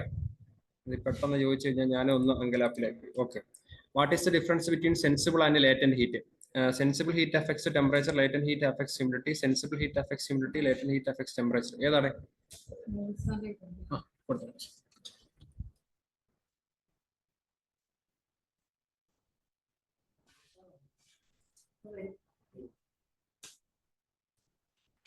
ഇവിടെ ഏതാണ് ഇവിടെ സെൻസിബിൾ ഹീറ്റ് എന്തിനാണ് എഫക്ട് ചെയ്യുന്നത്? ടെമ്പറേച്ചർ. ടെമ്പറേച്ചറിന്. ലേറ്റന്റ് ഹീറ്റ് ഹ്യൂമിഡിറ്റി എന്ന് വെച്ചാൽ ലേറ്റന്റ് ഹീറ്റ് ഫേസ് ചേഞ്ചാ. ഇവിടെ ഫേസ് ചേഞ്ച് നടത്താന്ന് വെച്ച് കഴിഞ്ഞാൽ ഒരു സാധനത്തിന്റെ ഹ്യൂമിഡിറ്റി എന്ന് വെച്ച് കഴിഞ്ഞാൽ അതിനകത്തിൽ എന്താ വേപ്പർ കണ്ടന്റ് ഉള്ളതിനെയാണ് നമ്മൾ ഹ്യൂമിഡിറ്റി എന്ന് പറയുന്നത്. അപ്പൊ നമ്മൾ അതിന്റെ ലേറ്റന്റ് ഹീറ്റ് മാറ്റുമെന്ന് വെച്ചാൽ ഇതായി പോകത്തില്ലേ, അതിനകത്തുള്ള വാട്ടർ വേപ്പർ കണ്ടന്റ് എന്താ നീരാവി ആവാൻ പോവും, അല്ലെങ്കിൽ എന്താ കണ്ടൻസ് ചെയ്ത് മാറാം. അപ്പൊ ഹ്യൂമിഡിറ്റി മാറത്തില്ലേടെ. ലേറ്റന്റ് ഹീറ്റ് എന്ന് വെച്ചാൽ ഫേസ് ചേഞ്ച് നടത്തുക അല്ലേ? ഫേസ് ചേഞ്ച് നടത്താൻ നേരത്ത് മോയിസ്ചറിനകത്തിലുള്ള വാട്ടർ വേപ്പർ കണ്ടന്റ് എന്താവാം? ലേറ്റന്റ് ഹീറ്റ് കൊടുത്തു കഴിഞ്ഞാൽ ലേറ്റന്റ് ഹീറ്റ് റിമൂവ് ചെയ്ത അയാൾ വെള്ളമായിട്ട് മാറും അല്ലേ? ആണോ അല്ലയോ? ഇത് സെൻസിബിൾ ഹീറ്റ് എന്തായാലും ഹ്യൂമിഡിറ്റി അഫക്ട് ചെയ്യത്തില്ല. അപ്പൊ ഇതാണ് ഉത്തരം, എ ആണ് ഉത്തരം. ഇത് ഈ അവസാന നിമിഷം ആയതുകൊണ്ടാണ് ഈ ഇത്ര സ്പീഡിൽ പറയുന്നത്. അതാണ് ഇത് ഇലാബറേറ്റ് ചെയ്ത് ഉത്തരങ്ങൾ പറഞ്ഞു തരാൻ പറ്റാത്ത. നിങ്ങൾ എന്തെങ്കിലും ഞാൻ ഇത് ഷെയർ ചെയ്ത് തരാം. തെർമോസ്റ്റാറ്റ് നമുക്ക് നെക്സ്റ്റിൽ പഠിക്കാനുള്ളതാണ്. അപ്പൊ നോക്കട്ടെ, ഞാൻ ഇത് ഇത്ര ഷെയർ ചെയ്യും ഫുൾ ക്വസ്റ്റ്യൻസ്. നിങ്ങളിത് എന്താണ് നോക്കുക. നിങ്ങൾക്ക് എക്സ്പ്ലനേഷൻ വേണ്ടത് ജസ്റ്റ് ചോദിച്ചാൽ മതി. ഓക്കെ, ഒന്നെങ്കിൽ ഗ്രൂപ്പിൽ ചോദിക്കുക, അല്ലെങ്കിൽ അതിൽ പേഴ്സണൽ മെസ്സേജ് അയക്കുക. എന്തെങ്കിലും വാട്ടെവർ ഗ്രൂപ്പിൽ ചോദിച്ചു. പേഴ്സണൽ മെസ്സേജ് ഒന്നും അയക്കേണ്ട, അത് പ്രശ്നമാവും. കാര്യം എന്താണ് നിങ്ങൾക്ക് ബുദ്ധിമുട്ടാണ്. അപ്പൊ നിങ്ങൾ ഗ്രൂപ്പിൽ ചോദിച്ചാൽ മതി. ഞാൻ ഇത് ഷെയർ ചെയ്തേക്കാം, നോട്ട് ഷെയർ ചെയ്തേക്കാം. ഇതിൽ ഏതോ ഒരു ക്വസ്റ്റ്യൻ്റെ ഉത്തരം ഞാൻ നിങ്ങളോട് പറയാൻ പറഞ്ഞിട്ടുണ്ട്. നിങ്ങൾ ജസ്റ്റ് നോക്കാമല്ല, ഞാൻ എല്ലാത്തിനും ഉത്തരം ഷെയർ ചെയ്തേക്കാം. നിങ്ങൾ നോക്കുക, നോക്കിയിട്ട് എക്സ്പ്ലനേഷൻ വേണ്ടുന്നത് എന്നോട് ചോദിക്കുക. ഞാൻ അതിന്റെ എക്സ്പ്ലനേഷൻ അതിനകത്ത് തന്നെ മോഡിഫൈ ചെയ്തിട്ടേക്കാം. ഓക്കെ. അപ്പം ഇനി നമുക്ക് എന്താണ് റെഫ്രിജറേഷൻ മാത്രമായിട്ടുള്ള എയർ കണ്ടീഷനിങ് ഉണ്ട്, ബാക്കി കാര്യങ്ങളുണ്ട്. അപ്പൊ നെക്സ്റ്റ് ക്ലാസ്സിൽ ഞാൻ ഉദ്ദേശിക്കുന്നത് നമ്മുടെ ടോപ്പിക്ക് പഠിച്ചിട്ട് ഇങ്ങനെ പോയി കഴിഞ്ഞാൽ കാര്യങ്ങൾ നടക്കുകയില്ല. അപ്പൊ നമുക്ക് പ്രോബ്ലം എടുത്തു വെച്ചിട്ട് പ്രോബ്ലം അങ്ങ് ചെയ്യാം, എന്നിട്ട് ആ ടോപ്പിക്കും പറഞ്ഞു പോകും. അത് നല്ലതായിരിക്കും എന്ന് എനിക്ക് തോന്നുന്നു. അതുപോലെ അപ്പൊ അങ്ങനെ പോവാം. അപ്പൊ ക്വസ്റ്റ്യന് പരിചയമാവും, ആ ടോപ്പിക്ക് അങ്ങ് പറയാം. അപ്പൊ അങ്ങനെ അങ്ങ് പോവാം. ഓക്കെ. അപ്പൊ ഞാൻ ഇത് ഷെയർ ചെയ്ത് തരാം. നിങ്ങൾ എനിക്കൊന്ന് ഡൗട്ട് ഉണ്ടാവും. ഒരു അവസാനം പറഞ്ഞ ഒരു ക്വസ്റ്റ്യൻ ഇടയ്ക്ക് 1-2 ക്വസ്റ്റ്യൻ ഉണ്ട്. നിങ്ങൾ ചോദിക്കുക, അത് ക്ലിയർ ചെയ്തിട്ടേക്കാം. അപ്പൊ ഇവിടെ മനസ്സിലായെന്നൊക്കെ പ്രതീക്ഷിക്കുന്നു. ഓക്കെ, അപ്പൊ ശരി. അപ്പം താങ്ക് യു സാർ.